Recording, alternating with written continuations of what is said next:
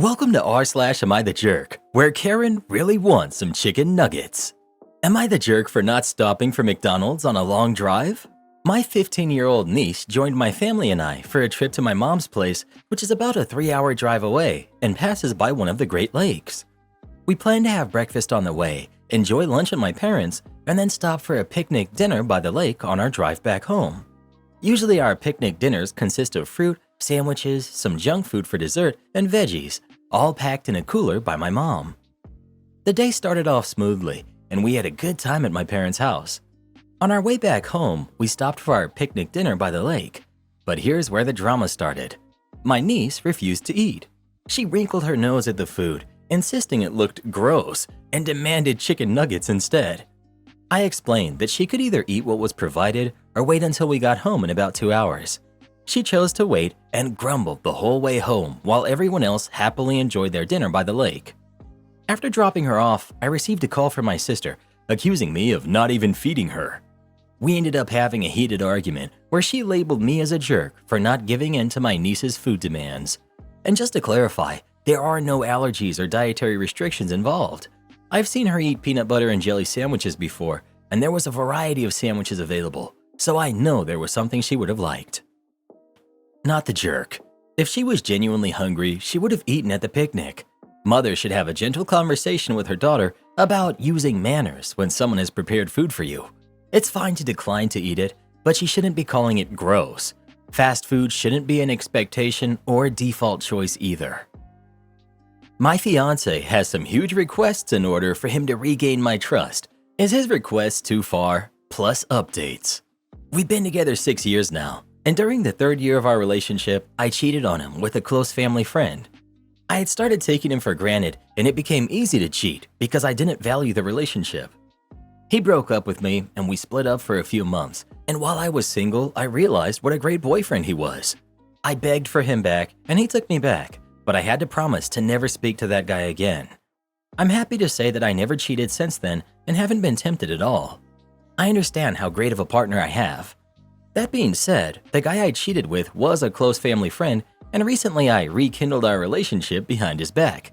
Nothing romantic. You ever meet someone who's a terrible partner but a great friend? That's him. I hated the fact that I let a stupid mishap ruin our friendship. My fiancé found out and was angry. I apologized and we talked, and he needed space. He sent me a text of his demands to continue the relationship, and I copy and pasted it for you to read. After doing some thinking, I can't trust you. Whether it was platonic or not, this is the 2nd time that I know where you violated my trust. The hardest part isn't this, but now I have to wonder how many times you violated my trust or done something behind my back that I just don't know about. You claim this is it, but how can I believe you? I love you and want to work on this relationship, but it's going to require a lot from you. We are postponing our wedding indefinitely. When we first got back together, it took 10 months before I felt secure in this relationship again. I have no idea how long it will take to feel secure again. Eli, I changed the name, will be blocked on everything, and you are to never speak to him again. This now includes family events. If you know he will be there, do not attend. If you didn't know and he attends, you are to ignore him. I have unrestricted access to your phones, social media, emails, etc. Every password I want to know for any device you have. No hanging out with male friends alone. You are to be home by 1 if you go out with your homegirls. There will be more, but these are my demands and they aren't up for discussion. If you aren't willing to do it, then the relationship is over. Take your time to think about it. I called him, but he said he's not arguing with me about it, and don't call him back until I decide what I want to do. I feel that this is extremely harsh, considering the fact I didn't cheat this time. Ever since we got back together, I never cheated on him. I think I was wrong, but I feel that the punishment doesn't fit the crime. I made a horrible mistake years ago. Being friends with someone doesn't equal cheating, even though I was wrong for going behind his back. Update. Okay, I'll do it. I just needed to make sure he wasn't going too far, but if this is what it takes to rebuild his trust. Update. You don't think I'll follow his rules? Good thing I don't let people tell me what I can't do. I'm going to be laughing when we work through this, get married, and have kids. Update. We had a really great conversation, and he was vulnerable and said it made him feel like I didn't value him. He was crying, and it really hurt me to see the pain I caused him. He told me that please, let's not go forward with this unless I can promise that I won't go behind his back again because he can't go through this pain again. I told him that I promise I will never hurt him again and will always be honest and upfront with him from now on. We talked about the rules and he said they will be temporary and we will be adjusted when we go to couples therapy. Now it's time to put in the work to repair the relationship. I know it will take a lot of work, but I'm prepared. Update 10 months later. I've been with an amazing guy and we worked through a lot of our issues together. I thought I loved him and I think I still do, but I'm not in love with him. About 3 months ago at my job, we got a new coworker who's very handsome and extremely attractive. I mean, I've never been so physically attracted to someone in my life. We started to deepen our friendship, but romantic feelings came. I repressed mine, but to my surprise, he confessed his feelings to me as well. I told him we gotta think about our spouses, but our feelings continue to grow. He told me he stopped being affectionate with his wife because he feels like he's cheating on me when he does that. He only wants to be affectionate with me. I've started doing the same thing and haven't been hooking up with my partner. The big thing is a lot of people will be hurt when this comes out. He can't divorce his wife right away because of finances, but he will as soon as possible. I have to call off the wedding, but I really don't want to hurt my current fiance. I have cheated before, and I'm starting to realize it's because I didn't understand being in love. With this guy I'm seeing, we both aren't romantic with our current partners. I don't want to be with anyone but him. Also, he's going to divorce his wife. We have a plan for when his finances get straight. The first time I cheated was because I was selfish. This time, it was because I fell in love with someone else. I didn't choose this. No one picks who they fall in love with. This whole experience has taught me how complex love is and that I've never been in love before. I didn't want any of this to happen. It breaks my heart that I'm going to have to call off the wedding, but he's a great guy, and I'm certain he will find someone else. I wish I loved him or didn't fall in love with someone else. Update. I took everyone's advice and decided to end things with my fiance. This was the hardest thing I've ever had to do in my life. I know you guys think I'm a terrible person, but this is an unimaginable situation to find yourself in. I want everyone to know how much this hurt me to do. I really wish I didn't fall in love with someone else. I wish I could make myself fall in love with my fiance, but I can't. It took me so long to accept this. I hope you guys can understand that I can't convey this enough, that I care about my ex-fiance. I know this will be best for both of us, even though it's hard right now. I didn't lie to him. I told him the truth, that I fell in love with someone else. I told him I still care about him. I keep telling you all that I care about him and would never use him as a backup. He's a great guy, and there's a woman out there who will love him and be lucky to have him. There's no reason we both can't be happy. My new boyfriend is going to divorce his wife. Unfortunately, divorce is extremely complicated, but he said he will keep me updated. It's not just finances, but a lot of legal stuff. Since I wasn't married yet, it was easy to end things. For him, it's a lot more complicated than that.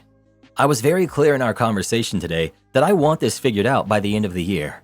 There's plenty of time for him to figure out finances and legal stuff. That way, by 2025, we can just focus on each other. This is why when someone cheats on you, you break up with them. You don't stay with them and create boundaries and stuff. They've shown they don't respect you and you're just prolonging the inevitable. Am I the jerk for telling my parents to just keep all the money they stole from me while I was in university? I got a job while I was in high school. It was with a friend of my father. I put away most of it and just bought myself some stuff I wanted, but my parents wouldn't buy for me. My parents aren't rich, but they do well enough. They wanted me to appreciate that material goods were paid for with my time. I didn't mind. I bought myself a PS4 and some games, which they made me share with my younger brother and sister. Once again, I didn't mind. I mostly played while they did homework or slept. When I graduated from high school, they said I had to start paying rent. That sucked because I was going to university in the fall and I was hoping to save up over the summer so I could work less during the school year. So I worked my butt off in school and at work. I ended up getting a job loading delivery trucks before school. And that sucked because I went to sleep at 7 p.m. most nights so I could get up early and go to work. I'm about to graduate and I found a job in another province. I've already started doing my onboarding and online training. I will go from graduation to loading my car to leave. My parents had a graduation party for me where they tried to present me with a check for all the rent I paid plus a pittance and interest. I looked at the check for about a minute and I started laughing. All I could think of was the fact that I had no social life during university because I was working. I didn't have any money in investments like my friends did because they were taking my money. I asked how they were doing this for my sister. They said they weren't since she wasn't working while she went to school. I tore up the check and told them to buzz off. I told them that when they compensated me for all the sleep I lost, 4 years of no social life during university, and 4 summer vacations, I would speak to them again. I told my little brother not to get a job or they would do the same to him. I went to my room, grabbed my computer, some clothes, my PS4, and my toiletries. My brother and sister can play on the PS5 my parents bought the family. They were yelling at me the whole time. I said that if they tried to stop me, I'd call the cops. I loaded up my car that I paid for, I insure, and is registered to me. I drove to my friend's parents' house and had a bit of a breakdown. They let me stay there since she is away at university in another city. I blocked my parents and my brother and sister. I had already given notice at my job, so I called my boss and told him I was sick and would not be available for my last week. He said he understood and laughed. He said he was surprised I had kept working this close to graduation. My grandfather called me to talk a couple of days later. We went to Timmy's and he let me unload everything on him. They took money from me that I could have used to make my life better. I didn't even have time for a girlfriend. My entire university romantic life was hooking up with a woman I work with when her ex-husband had the kids for the weekend. He said my parents' hearts were in the right place and that they thought they were helping me.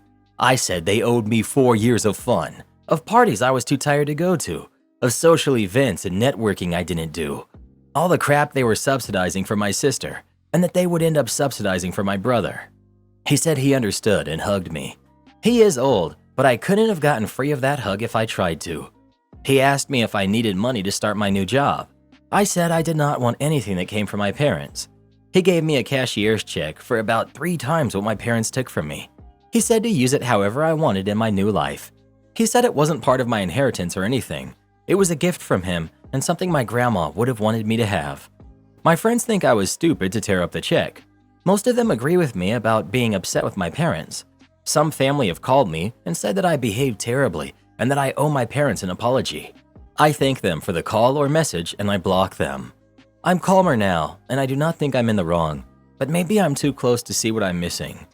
Am I the jerk? Make sure you keep up the communication with your grandpa. He's going to be there for you when you need an objective ear. I'm 40 years old and would do anything to have that back. This may all eventually blow over or not. Stay true to yourself. It's gotten you this far, and that's pretty awesome. Not the jerk in the least. There's a line between teaching a kid the value of hard work versus what they did. $750 a month in rent that they did not need is cruel and unkind. And meanwhile, they were buying PS5s for the family. So it's clear that this lesson they claim you needed to learn isn't one they feel the younger kids needed. Am I the jerk for wanting to share our pregnancy news with my parents without my wife? Me, 37 male, and my wife, who's 33, learned that she is about 8 weeks pregnant. We are delighted, but also terrified. It is the first time for both of us. She's asked me not to share the news with anyone until we get to about 12 weeks, when the pregnancy will be stable. So I've been keeping it, even though I really wanted to share the news with everyone around me. A key detail is that we are currently living long distance. She lives in the same country as her parents, while I'm an expat and live alone. She will move in with me and to our new house in 1 month. She decided that she would like to tell her parents about her pregnancy before she leaves her home country, so that they can share some of the joy while they're together. This way, she can also do one of the ultrasounds with her mother and experience this special connection. This is all understood, and I told her I support her in how she wants to handle the pregnancy information. She did share it with her parents, and they were overjoyed. The house is in a festive mood. They can't stop smiling and laughing, etc. I'm still under an information embargo though. Note, I did ask her to let me share with a couple of select people for my own mental sanity, since I really needed to be able to open up to a friend. She was fine with it. Now to the drama. I asked her if I could also tell my parents, to which she responded that she prefers me to wait for the 12 weeks. By that time, we will have moved in together in the country where I live. I said fine, but then she asked me that we reveal the news to my parents together, she and I. I can honestly not tell why, but I would like to tell my parents myself. There are no other grandkids in our family, and I've been living away from home, like 3 continents away, for the last 12 years. So in my mind, I really want to share this with my mom and dad and also have the same joyous family moment like she did. My wife took it badly. I think she feels excluded or that I do not want her to somehow be part of my family, which on my part is absolutely not true. I just feel like I do not want this to be a joint announcement sort of situation. I want it to be special between my parents and I, and right after, we could all have a joint video call or whatever. She's very upset. I reminded her that we did not announce to her parents jointly. She's saying that I did not express any desire to do so, which is true, I didn't think of it. But since she is clearly communicating her desire to me, it's different, and I should hear her. Sure, but I still want this to be my moment with my parents. When I say it loud enough though, I want to announce our pregnancy to my parents without my wife, it sounds wrong. Somehow, it's like I have this righteous feeling of possessiveness over a piece of news or information. I'm conflicted. Am I the jerk? Note, she and my parents do not share a common language and communicate via translator app. You're the jerk. Having a baby is a joint venture, and she will be doing all the heavy lifting for the next 9 months. You're acting like she told her parents without you there just to have a special moment to herself, and you know that's not what happened. You know it was done under special circumstances. If you were living there, you'd have probably been involved. So don't act like some kid getting upset because someone else got something they didn't. Seriously, why would you want to announce this to your parents without the woman you supposedly love and who's actually carrying the baby? You're the jerk. Were you going to fly back to her country to share it together with her parents? She's moving to your country. You can wait and share the joy together, whereas it was difficult to do that logistically with her parents. This is a good opportunity for you to be selfless. Have you always been a mama's boy? You're the jerk. Because of biology, women have to do most of the heavy lifting in pregnancy and birthing. You need to be supportive. You are not pregnant. She is.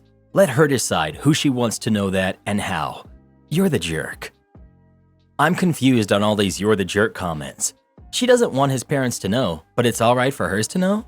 She told her parents separately first, but wants to do it together with her husband on her own terms? She's alright with him letting others know before he lets his parents know, yet she won't let him have a special alone moment with his parents when he wants to tell them? I get it sounds bad out loud when it's said. Think of his feelings too, not just hers. It takes two to make it work. I'm kinda going with not the jerk. He has feelings too and wants a special bonding moment with his parents. And yes, I know she's carrying the baby, but he's the father and wants his parents to know just as she wants hers to know. Am I the jerk for choosing my daughter over my husband? My husband, male 64, and I, female 65, have been married for 20 years. He has 2 sons, Jason and Craig, both married. They're 41 and 39. I have 2 daughters, Jenna and Kira, both married. One is 38, one's 37. All of our kids are independent and living on their own. His boys have families but don't live anywhere near us. My girls recently received an inheritance from their grandfather of close to $1 million each. They're being responsible with it. One is saving a big portion of it for retirement and her son's education. The other doesn't have kids and doesn't live near us. So this is about the one who lives close to us and has a preschool son, Kyle. My husband has gotten very upset lately about the help I'm giving Jenna with babysitting Kyle before preschool and in the afternoons 2 to 3 days a week. He is a good eater and likes things that are driving up our food bill maybe by $40 to $50 a month. Husband resents me not getting paid for the food and to a lesser degree my time. He says it isn't fair to his grandkids that they are not being treated fairly. I suggested he send the grandkids' parents money for treats each month. He wants me to charge Jenna and then not have to give his grandkids anything. I don't want to charge Jenna anything. I don't think that grandparents should charge for childcare or food. He gets aggravated if he sees a new coloring book or markers here. He rages out anytime if I invite Jenna's family for a meal. He thinks Jenna, and to a lesser degree Kira, should be helping us instead of hoarding their money. He also gets very agitated about me not telling him if Kyle is going to be here. He says that he doesn't feel like it's his home and that I make all the decisions. He's threatening to break up our marriage over the disparity and unfairness of the situation. Some info on our finances. Money isn't plentiful, and we both have pretty good pensions. After our bills are paid, we have between $2,000 and $3,000 a month to spend on groceries, gas, and other miscellaneous expenses. We have very minimal savings. He travels to see his grandkids maybe 2 to 3 times a year. One he flies to see, and the other he takes the train or drives. Averages out maybe $500 a trip.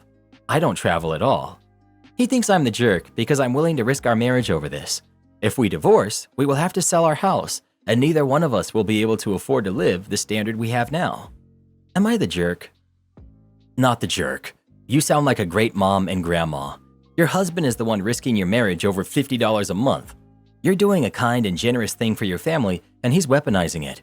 He's the one not treating his grandkids fairly. He sounds like a mean and bitter kid. Imagine how wonderful your life would be without him. You could love your family without him throwing tantrums and crying, "What about me?" Your family can feel his petty resentment, even if he doesn't say anything. It's not about the money, it's about you spending your love and time on anything other than him. You'd feel so much lighter and freer without this jerk. Not the jerk. Good Lord, your husband is so jealous and seething with entitlement over money that was never going to be his. I definitely think you should take him up on his offer of divorce. Do you really want to spend the rest of your grandparenting days with him in the corner, seething with rage? Not the jerk. Their money is not his or your money. He seems to think it is. Parents do things like inviting their adult kids over for dinner. His children just happen to live far away. It doesn't sound like keeping your grandkid is some huge expense in time or money at all. He just seems angry. Maybe he needs to go live closer to his kids. You're the jerk. You've chosen to take on a significant burden of time and money that impacts your husband, but that he has no say in. Your daughter is using you for free babysitting. If you allow yourself to be used, that's your problem, but you're making it your husband's problem. While usually I support putting kids before spouses, that assumes that the kid isn't an adult in a stable financial situation. In this case, you need to prioritize your husband's comfort in his own home over your need to be an unpaid servant to your daughter. If this marriage ends, you'll have much less to give your mooch daughter. You're the jerk. You're the jerk. Marriage equals devotion to your partner. You are picking your millionaire daughter over the man you're married to who lives off a small pension. Marriages only last when spouses are truly dedicated to each other. It's obvious you don't respect this man, so let him go so he can find a woman who does. My girlfriend is angry when I ordered myself food and wouldn't share despite her refusing to order anything. This week, I had a minor examination at a hospital that required me to not eat for 24 hours prior to the test. My appointment was also delayed by 4 hours, so by the time it was done and by the time I got home, it was over 32 to 34 hours since I had eaten anything. Because of this, I was very hungry and tired, so I decided to order some food. I asked my girlfriend if she wanted anything, but she said no. My girlfriend said she'd rather cook than order out, but I said I'd prefer a takeaway, so we can just have separate meals. She said she'd rather we both just cooked, but I again refused and told her I'm ordering myself food. I ordered the food and she decided to not cook and just said she didn't want anything. Once my food came, I was sat there eating and she came over and asked if she could have some. I asked if she was serious.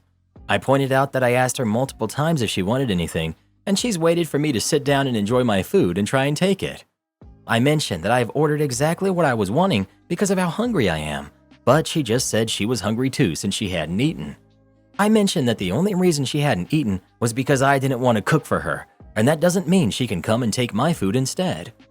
I said if she wants something to eat, she can either order herself something or cook it, but I'm not sharing what I ordered. She said I was being selfish and that I have enough to share, so I should be fine sharing with her. She said she's not asking for much and that I'm being unfair, but I don't see how I am since I offered to order her something multiple times. How would you handle this? I think it's nuts that you hadn't eaten in over a day and she didn't have the consideration to either order something or make something so that you'd have something to eat as soon as you got home. I also don't understand why she didn't cook for herself while you waited for your order. Then to ask a starving person for food? Is she okay? None of her actions make sense. Then to accuse you of being selfish? Hold up.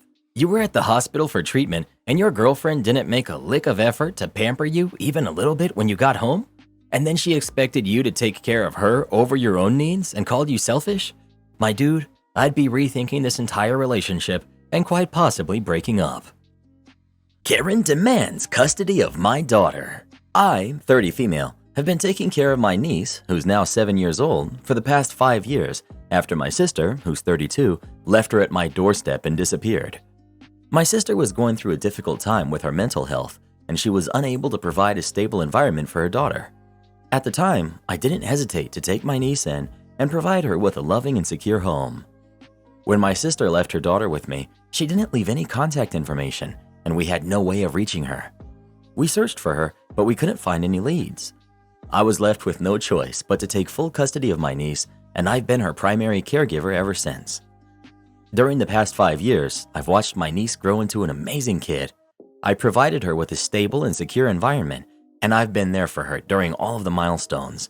I've taken her to school, helped her with her homework, taken her to doctor's appointments, and celebrated her birthdays with her. Recently, my sister has reached out to me, and she informed me that she's doing better with her mental health now and wants her daughter back.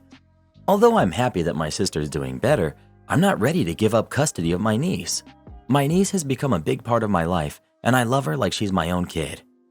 My sister has been threatening to take legal action against me if I don't give her daughter back to her. However, I'm not afraid. My best friend is a lawyer who specializes in custody cases, and I'm prepared to fight for my niece's best interests. I understand that my sister is the biological mother of my niece, but I feel like I'm the only mother figure she's ever known for the past 5 years. I'm torn between my love for my niece and my loyalty to my sister. Am I the jerk for refusing to give her back to my sister? Not the jerk. You're the only mother she's ever known. Fight this with every ounce of strength and every penny you have. Well done, and good luck. If your sister really wants to come back in and build a relationship, she has to understand that she's a stranger to this kid. How about staying overnight to visit you, having park playdates, even just going to a cafe together for lunch? Not the jerk, and in fact, you're amazing for stepping up as a parent. Not the jerk. Has your sister done anything to prove she's better? Honestly, even if she has, you stepped up and took care of her kid. You have effectively become her mother because it's not like she has many memories of her birth mother. Do what's best for your niece, and what's best never involves being moved out of a loving home into an unknown environment. You're the jerk. That is her kid. Why are you playing games with her like that? My mom tried the same stuff with my babies when I had her watch them for a while when I had to take care of some other things. Then when it was time to get my kids back, she trying to say that I'm not fit to be a mother and she was going to keep them. No way. These are my kids and I'm their mother. She trying to say because I got locked up for a quick minute that I'm not a good mom. I was working the streets trying to keep food on the table for my babies. That's why I got locked up. Eventually, the authorities did take them away because they said my place was not clean enough. They literally wanted to be spotless, no crumbs anywhere, smelling like pine sol. That's not how normal people live. But I at least know that my jerk mom was not the one who got them in the end.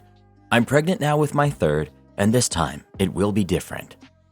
Sure it will, baby mama. Sure it will. I lost it on my brother-in-law for telling my son to be the man of the house. My husband, Dan, grew up in a single-parent household. His dad passed when he was young.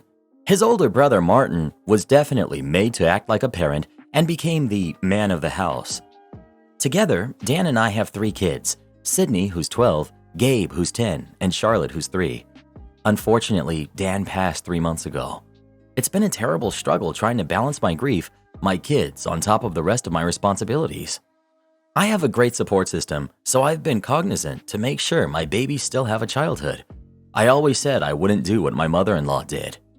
Recently, I was having a bit of a tough time. Charlotte was sick, Sydney is in about a million activities, and the housework was piling up. Martin's wife, Rachel, offered to come by and help me out. She generously cleaned the house and looked after Charlotte while I ran Sydney to her activities. When I arrived back home, I found Martin and Gabe in the kitchen. Martin was telling him that it shouldn't have gotten to this stressful point and he should be helping me more. He told him that he was the man of the house and it was up to him to step up. I cut in and told Gabe not to listen to his uncle, that he's just a kid and it's not his job to take over for his father. Rather, it's his job to play, go to school, and just be a kid. I sent him to go play. I tore into Martin. I asked him how dare he say that to my son. I said he may have been treated like this, but he will not do the same to my son. I said if he pulled crap like that again, he'd never see my kids again. Martin told me I was being ungrateful. He was only trying to help. He said more than anything, he was defending his wife as it's not her job to help me. I reminded him I never asked Rachel for help. She offered. Martin said she wouldn't have if I wasn't complaining about how hard my life is. Ever since, Dan's family have been telling me what a jerk I am. They say this is all Martin knows and I was way too harsh on him, especially threatening to cut him off. They told me I need to get my stuff together. My mother-in-law especially thinks I need to suck it up and expect my kids, not just Gabe, but Sydney too, to help me with Charlotte. I told her off and that only made it worse. Everyone is accusing me of alienating Dan's family, which I'm not trying to do. Am I the jerk? Edit to clarify. My kids do have chores and help around the house. The work in question was things that are out of their age bracket and were my responsibility. Thus why I was falling behind, considering I also have to take care of the kids, drive them places, and do more things that are not age appropriate or their job. Not the jerk. You take those healthy boundaries for your kids and you defend them with your life. It's something your brother-in-law unfortunately hasn't experienced, and that's not his fault, but he is about to learn. We break these cycles. We don't perpetuate them. Not the jerk. You talking to Rachel is called venting. Martin was deflecting to remove the light from his mistake. There are some things the kids could do to help. Picking up their toys, putting dishes in the sink or away, small things, run a vacuum. It teaches life skills. I get why you blew up at what he said. Kids don't need to be a man of the house. Add to that you're trying to juggle 3 kids, keep the home afloat, and probably haven't gotten to grieve properly. Should I expose my mom's Facebook lies? I, 28 female, moved in with my conservative parents for a few months earlier this year because they needed help with life during lockdown. During that time, like many people, I launched myself into baking. It's always been a special hobby as I'm pretty shy, and baking things for people I care about is one of the few ways I can express myself. Over the years, when I've made something challenging, my mom, who's 65, has insisted I send her photos. I always thought it was cool that she was interested and would send her lots of pictures. Needless to say, when I was living with her, she was hovering around like some kind of pastry paparazzi. Tonight, while visiting, Mom asked me to help her with her Facebook privacy settings. While doing so, I discovered that she's been posting pictures of my bakes with me cropped out and claiming them as her own creations. I haven't added her on Facebook, so I had no idea that she had been doing this for literally years. The captions were always something like, "Freshly baked apple pie. Thank goodness OP can rely on me to bake for her." Underneath the posts, family and friends usually comment on how great she bakes and that I was spoiled for being a grown adult who still didn't know how to cook. After going through all of the posts, I noticed there was a theme. She depicts me as a pathetic, lonely loser, incapable of looking after myself. Most of her family lives overseas and have no idea that she's lying, while her friends don't know me well enough to question it. So Reddit, would I be the jerk if I logged into my mom's Facebook and changed all the captions to be more honest? I hate confrontations, but I don't know what to do. Update. It's been almost 24 hours, and I just want to say thanks to everyone who has responded. You're all totally right. My initial approach was immature and lazy. I was taking the easy way out and not facing having the awkward and frankly painful conversation required. I spent some time today practicing what I want to say so that I don't freeze up like I usually do. I've also told my dad about the posts. He doesn't have Facebook. He was shocked but not surprised. He said that she's previously posted fake holiday photos and once claimed she had rescued a puppy. She thinks it's funny and that they're just white lies. He found out when he ran into people who asked him about them, which led to a lot of confusion and embarrassment for him. He's asked me to come over tomorrow. He's going to help keep things calm so that I can talk to her. When she gets upset, she starts shouting, which usually ends the conversation because I freeze up. I've had time to cool down, and while I'm still really hurt, I mainly just feel overwhelmingly sad for her. I think our chat might turn into a bigger mental health discussion because, as many people have pointed out, she must be deeply unhappy with parts of her life if she has to pretend to be this apple pie baking, puppy saving, luxury holiday taking person. Regardless of how the chat goes, I know I need some time away from her to process things. As suggested, I've added a few members of my mom's family on Facebook where I've uploaded pictures and progress shots of my baking. I exchanged messages with my aunt, mom's cousin, this afternoon that I haven't seen since I was a kid and arranged to video chat with her and her family this weekend. She mentioned that she loves cooking and sent me a family recipe that I plan to record and share with just my family. I'll probably babble all the way through it and look stupid, but I'm excited to find a positive way to clear my name. I've gotten so many great ideas from everyone here, and I'm grateful to you all that I didn't go through with my terrible original idea. I honestly can't thank you folks enough for your advice. Well, what do you think? Should OP log into their mom's Facebook and change the captions on the pictures or not? Please let us know. I dare you to log into my Facebook. My teacher insulted my work. It then got featured in the biggest art gallery in the country. Context. The school I go to is well respected in my country, so it was not uncommon for venues to request to display a student's work or to ask for students to sing live for them. On the occasion in question, the largest art gallery in the country, Gallery X, had asked my school to submit inspired art to be out on display. The school agreed and said they would submit 5 pieces of work, 1 piece per year for years 9 through 13. Back to the story. I hated art growing up, but it was a mandatory subject until you got to choose your subjects in year 10. Needless to say, I dropped the subject ASAP. Despite hating the subject, I still put effort into my work and some of it wasn't that bad. However, at the time I would not hide away from expressing my views when we were given a task that I didn't see a point to, even if the teacher was in earshot. Needless to say, my relationship with that art department faculty wasn't the best. My teacher at the time particularly had it in for me. He was one of those teachers that has the view that their subject should be your most important subject, regardless of your future ambitions.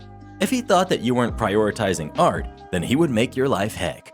Yet again, I hated art as a subject. He knew this, but I would still do any work set to the best of my ability. We had just finished a project where we had to mix different pigments to create our own unique color. Being colorblind, I struggled a lot, as I literally could not differentiate between half of the pigments. I gave it my all, but ended up giving up halfway through the project. The teacher hated me for giving up. In his defense, he had tried to make it as easy as possible for me, but I hated the subject and saw a way out, so I took it. My teacher was beyond mad. When we went to hand the project in, he gave me a lecture about how I need to put in more effort and work harder because of the quality of my work and how unacceptable it was. Remember, I literally couldn't see half of the project.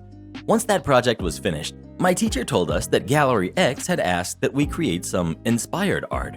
We were basically shown 5 different paintings that we were supposed to recreate in our own way. There was a big fuss about this.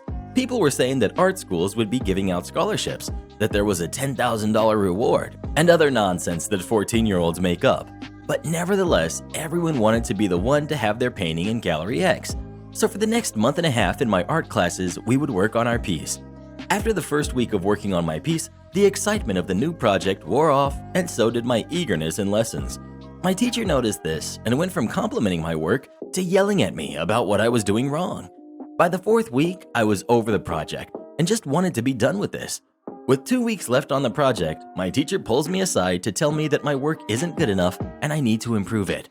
I tried to improve, but he kept on belittling me. So, out of arrogance and spite, I made art my most important subject until the end of this project. I dragged myself to each lesson, quietly working myself to the bone, counting down the days until the deadline of this project. After what seemed like a year to 14-year-old me, the second last lesson arrives. This lesson was not for final touches or anything like that. My teacher had decided that he should review what each student has done well and where they could have improved.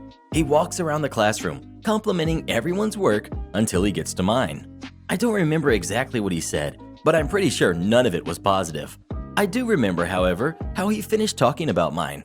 "You can tell that OP hasn't given this any thought and hasn't taken this seriously." That stung, because yes, I had lost interest in it, but I had still worked hard in lessons and given it my best shot. The bell then went, and I sulked out of the class with my tail between my legs. The last lesson finally comes, and I can't wait to be over with this stupid project. This lesson was the big one too. The judges from Gallery X were coming to school to judge all of the work. They come into our class, do all the formalities. These all look so good. I have no idea how we can decide on only one, etc.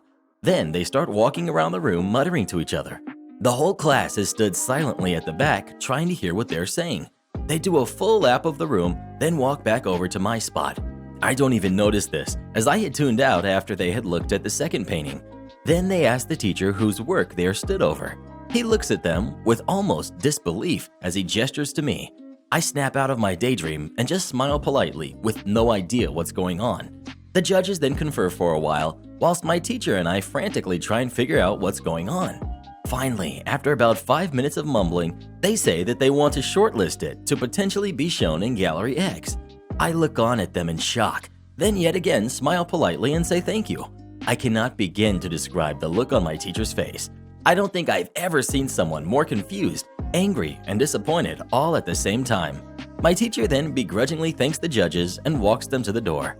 He thanks them again as they leave, then stumbles back to the class. He doesn't even congratulate me on my work. He just defeatedly says, "Good work, everyone. As a reward, I'll put on a documentary for you all to watch." And he did just that, not saying another thing until the end of class. Later on that week, I got an email from Gallery X asking for my permission to display my work, of which I happily said yes to.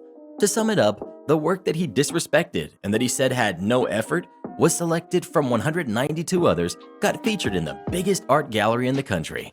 Hope you enjoyed. Speaking of art, do you do any kind of art? And if so, what kind? Please let us know. Parents leave me with a sick baby and refuse to return until they've had enough fun. When I was 14, 20 years ago, I had been babysitting around my small town for 2 years.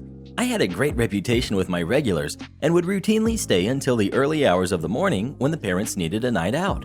I would normally charge $15 an hour, but that would jump up to $20 after midnight. There was a wedding to be held in town, which meant people would be traveling to attend, and I was recommended to babysit by a trusted family friend. I had never met these parents before. Bit of backstory. At the time, there was a big outbreak of illness. There had been cases from where these parents were traveling from, and as a kid who was interested in stuff like this, I had read up all about it and knew the symptoms. The night of the wedding comes, and I arrive at the hotel to meet the parents. The baby is 1, and I thought it would be an easy night because I normally have 3 or 4 kids to look after. It was a really hot summer night, and the baby was taking a nap. The mother mentioned he was teething and might be a little whiny, but nothing I couldn't handle. About an hour after they had left, around 2 p.m., the baby woke up and was screaming. He was hot. I mean, so hot to the touch that I pulled my hands back when I went to pick him up. I tried to calm him and cool him, but to no avail. Any food or drink I tried to give him, he threw it back up. At 4 p.m., when I knew the ceremony was over, I called the mother to tell her how sick he was. This wasn't just teething. His temperature was soaring, and she didn't even leave any ibuprofen or anything to help with that. She sighed into the phone and told me she'd be there in 20 minutes. Where the reception was, it was a 2-minute walk back to the hotel. After waiting 2 hours and the baby not getting any better, I rang again and was ignored 3 times. By this stage, it had cooled down outside, so I took him for a little walk to try and distract him. However, I had locked myself out when I went to go back in. He threw up again. So at this stage, I was covered in it. I had to walk through reception at the hotel, which happened to be attached to the restaurant. So those dining got a good eyeful and smell to go with their dinner. The lady at the front desk let me back into the room, and I tried to ring again. The mother finally answered, and I told her everything that had been going on. She sighed again, said that they had just started dinner and would be straight back after that. And please don't try to call again. Another 2 hours later, around 9:30, I rang my mother, and she came to help out and bring me a change of clothes. We finally got the baby down at 11, and I rang one last time. Said that I had my mother with me, and I would be leaving at 12 after I called an ambulance for him. That mother ended up coming at 11:45, drunk, and very upset that I had ruined her night. She couldn't enjoy herself because she kept worrying that I was going to call. She yelled at me about the smell in the room and how many bottles I had gone through. My mom stood back and let me handle it, but spoke up and asked if I could get paid now because we needed to get home. The mother handed me an envelope and shut the door in my face. $20. That was all that was in the envelope. I was owed $150. Mom knew we wouldn't get her to answer the door again, so she took me home. The next morning, Mom woke me up with the extra $130.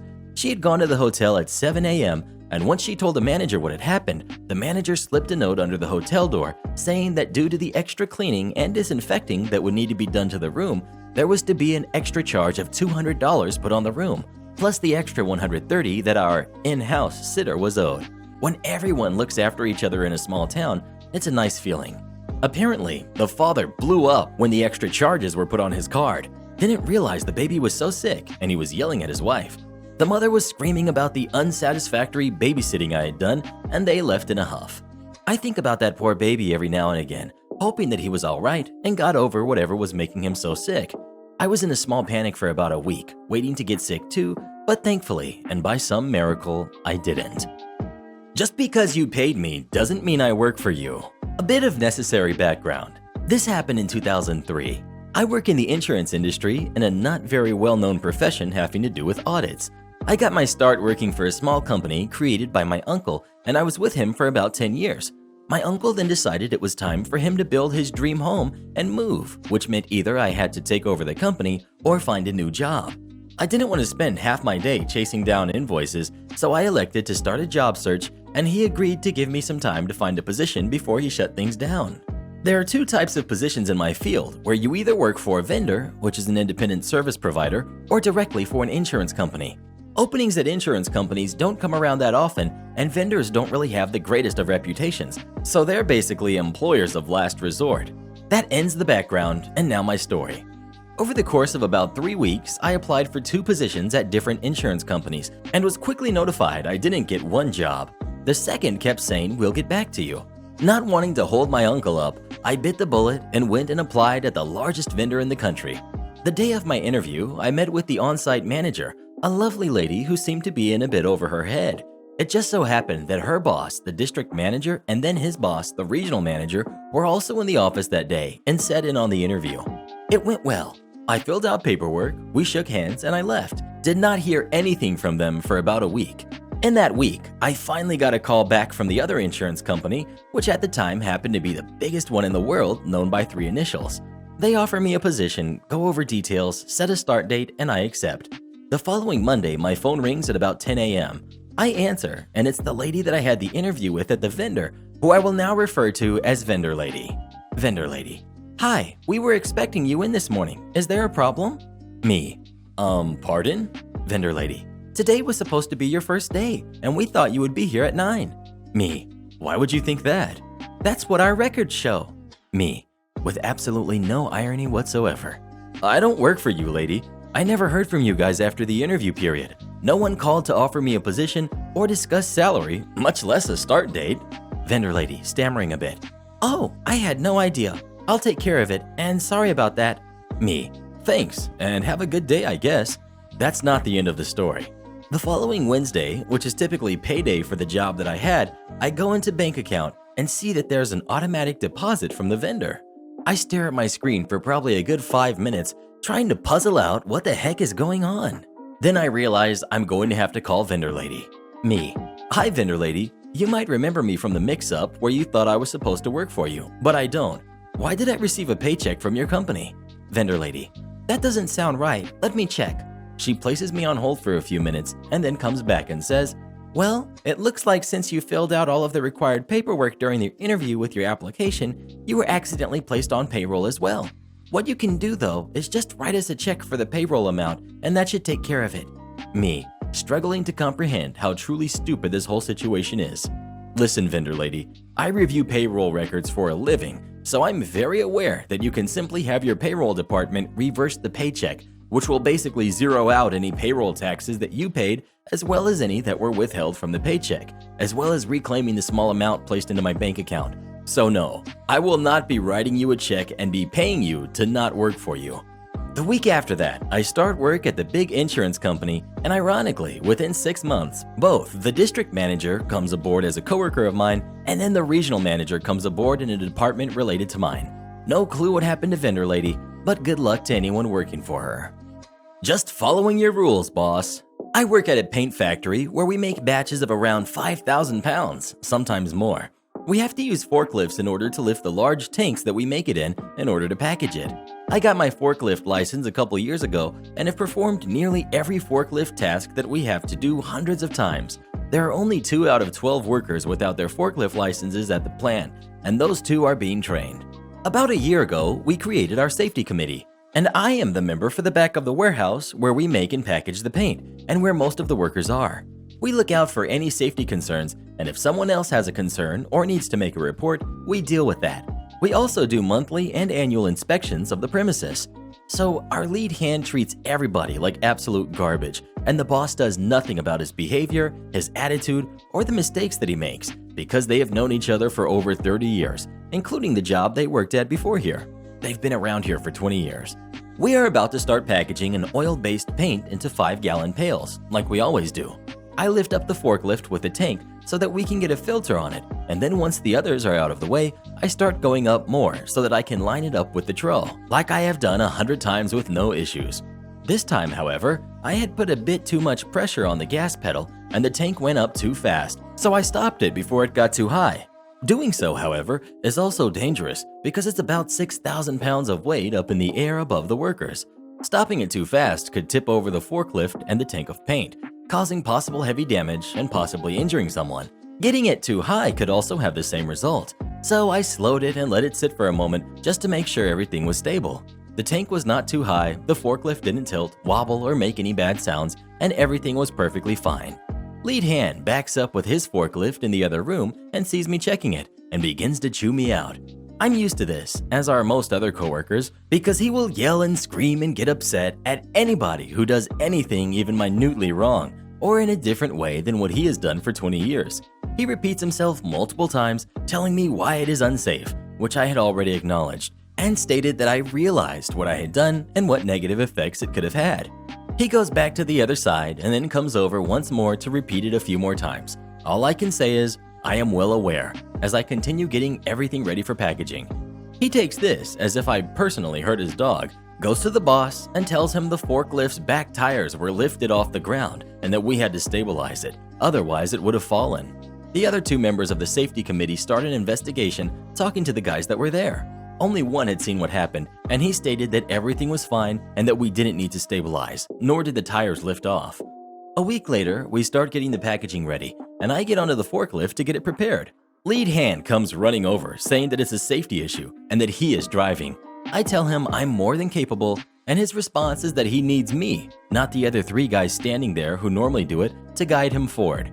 I just go along with it until after the packaging is done, and then I say to him that because he stated that it's a safety issue, I'll need to bring it up with the other committee members so that they can start an investigation on how to mitigate the safety issue and make it more safe, as is my job whenever someone has a safety concern or issue.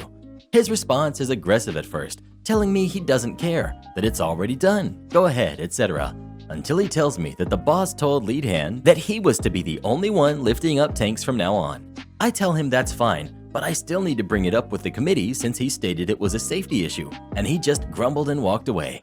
Since then, anytime we have a tank to lift, anywhere from full to empty, I stand there and wait for him to come and do it, sometimes telling him to come and do it, and whenever he tells me to do it, I just repeat what he said about the boss stating that lead hand is the only one allowed to do so, and continuing to wait until he does.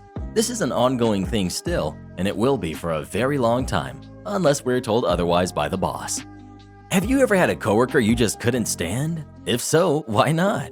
Please let us know. I have one coworker I can't stand. His head looks like a balloon. Entitled neighbor uses driveway without permission. My fiance and I purchased our home a few years ago, and our neighbor introduced herself shortly after we moved in. She seemed like a nice elderly lady who appeared to have custody of her young grandson. We had no issues until her middle-aged son moved in. This guy always yelled at the boy and is just generally acting like a jerk.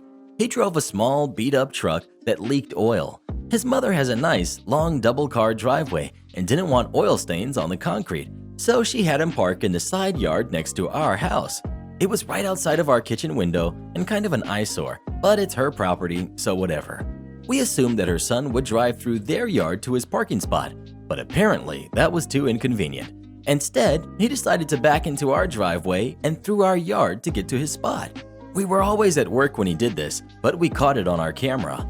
Our driveway is gravel and isn't in the best of shape. Her son would take off too fast and throw gravel everywhere. After a couple days, he started to leave a rut, so my fiance went over there to ask him to stop. The mother answered the door and seemed annoyed by our request. Her son parked in their driveway after this, so we assumed that was the end of it. Well, while I was at work the following Friday, I received a motion notification from one of our cameras. I check it, and sure enough, I see her son using our driveway once again. After work, I passively-aggressively decided to park my car at the end of our driveway. The entrance is only big enough for one car, and there's a deep ditch on both sides, so I knew her son couldn't get out that way. We were planning on staying in for the weekend, so I wouldn't be moving it again until Monday morning. On Saturday, we were doing yard work out front, and the son came out with his dog. He gave us a dirty look, but didn't say anything. I figured he got the message. We woke up around noon on Sunday to a bunch of notifications from our doorbell camera. I pull up the video, and I see the neighbor's son absolutely fuming. He rang our doorbell 5 times and stood on our porch for 20 minutes. The whole time he was throwing his hands up and muttering about needing to leave. He actually expected us to get up, go outside in the pouring rain, and move my car so he could use our driveway to get out. He must have driven through his mother's yard to leave because his truck was gone. After that day, he never said anything to us and only parked in her driveway, so I guess he learned his lesson. The thing is, if he would have asked us first, we might have worked something out with him. But instead, he wanted to act like an entitled jerk. What would you have done in this situation? Would you have let him use your driveway or not? Please let us know. I would have conveniently left some nails out there, bruh. Crazy entitled lady loses it on me when I take a charity book. My partner and I are very avid book readers, especially since we've had a lot of home time due to current circumstances. Whilst I normally download mine to an ebook, my partner likes to buy traditional paperbacks. We normally would buy in shops, but have recently bought most online. To save money, my partner swaps books with nearby neighbors and friends. She's a carer, so also shares with the people she cares for, so there's a fair number of books being shared around. At some point, everyone has read all the books, and we would usually take them to a charity shop. Unfortunately, most are closed at the moment, so we now have a bag full of books and no one to give them to. So today, I learned of a local grocery store that has a charity book rack where you can leave the books on a rack and a few honesty money boxes to donate to said charities if you take a book from the rack. I needed some groceries, so I decided to take the bag of books with me, and so this is where our story starts. We've got me, we've got store assistant, we've got crazy entitled lady, and we've got the manager. I enter the store and see the store assistant. Me, can you tell me where the charity book rack is, please? I have a large bag to drop off. Assistant, it's in the corner of our store near the entrance. I'm the only one here at the moment, but if you leave the bag there, I'll sort it out later. Me, if you're busy, I'll just empty these books onto the rack and use my bag for groceries later. Oh, thanks, it saves me a job. So off I go to the book rack and empty about 200 pounds worth of books, and as I'm not busy, I had a look at what other people had brought in. Now there's one bad thing about ebooks, and that they don't have technical manuals. Someone had brought in a manual on how airplanes work, and I thought I'd take it to read. I check my pockets and realize I have no money on me, only credit cards. Oh well, I brought plenty of books in for charity, so I'll take this and tell the store assistant about it when I pay for my groceries. Enter Karen. I sensed some presence had been watching me for some time. A large, middle-aged Karen, dressed in a leopard skin dress, had appeared and was trying to get to the rack. I had been stacking for a while, and I thought I was in her way, so I moved to one side. She just stood there and stared at me. Then out comes this piercing voice that still sends shivers down my spine as I write this. Karen. Who are you? And what are you doing to my books? Yes, she did call them her books. You don't work at the store, so you shouldn't be playing with my books. Me. Ma'am, I just brought a load of books here and put them in the rack as the assistant couldn't leave her till. Karen. I don't give a crap what you are doing. You shouldn't be playing with my books. I buy lots of books from here, so leave my books alone. She then notices I have a book in my hand with my bag. What are you doing with my book? I watched you. You haven't paid for that, you thief.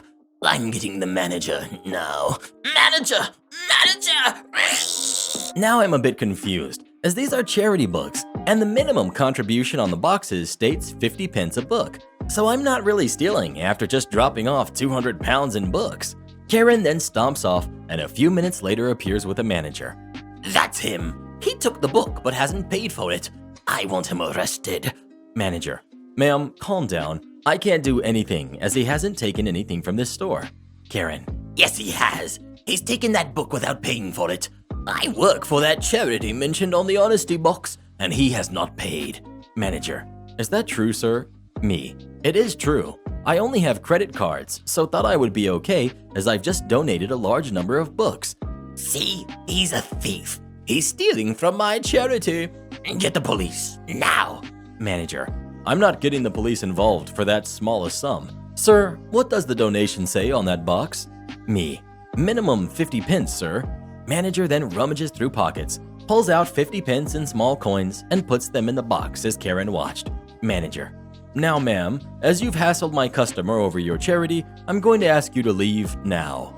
Karen goes quiet, turns around and slinks out of the store with her tail behind her.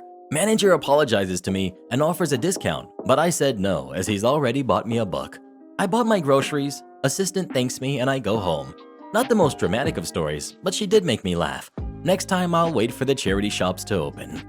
Speaking of books, do you like to read? And if so, what do you like to read? Please let us know. I prefer listening. So on with the next story, balloon boy. Am I the jerk for removing the wood my neighbor keeps putting on my fence? We recently got a dog. He's a friendly dog and very well trained. He used to be a competition dog, but got retired due to an injury that caused cosmetic damage to his face.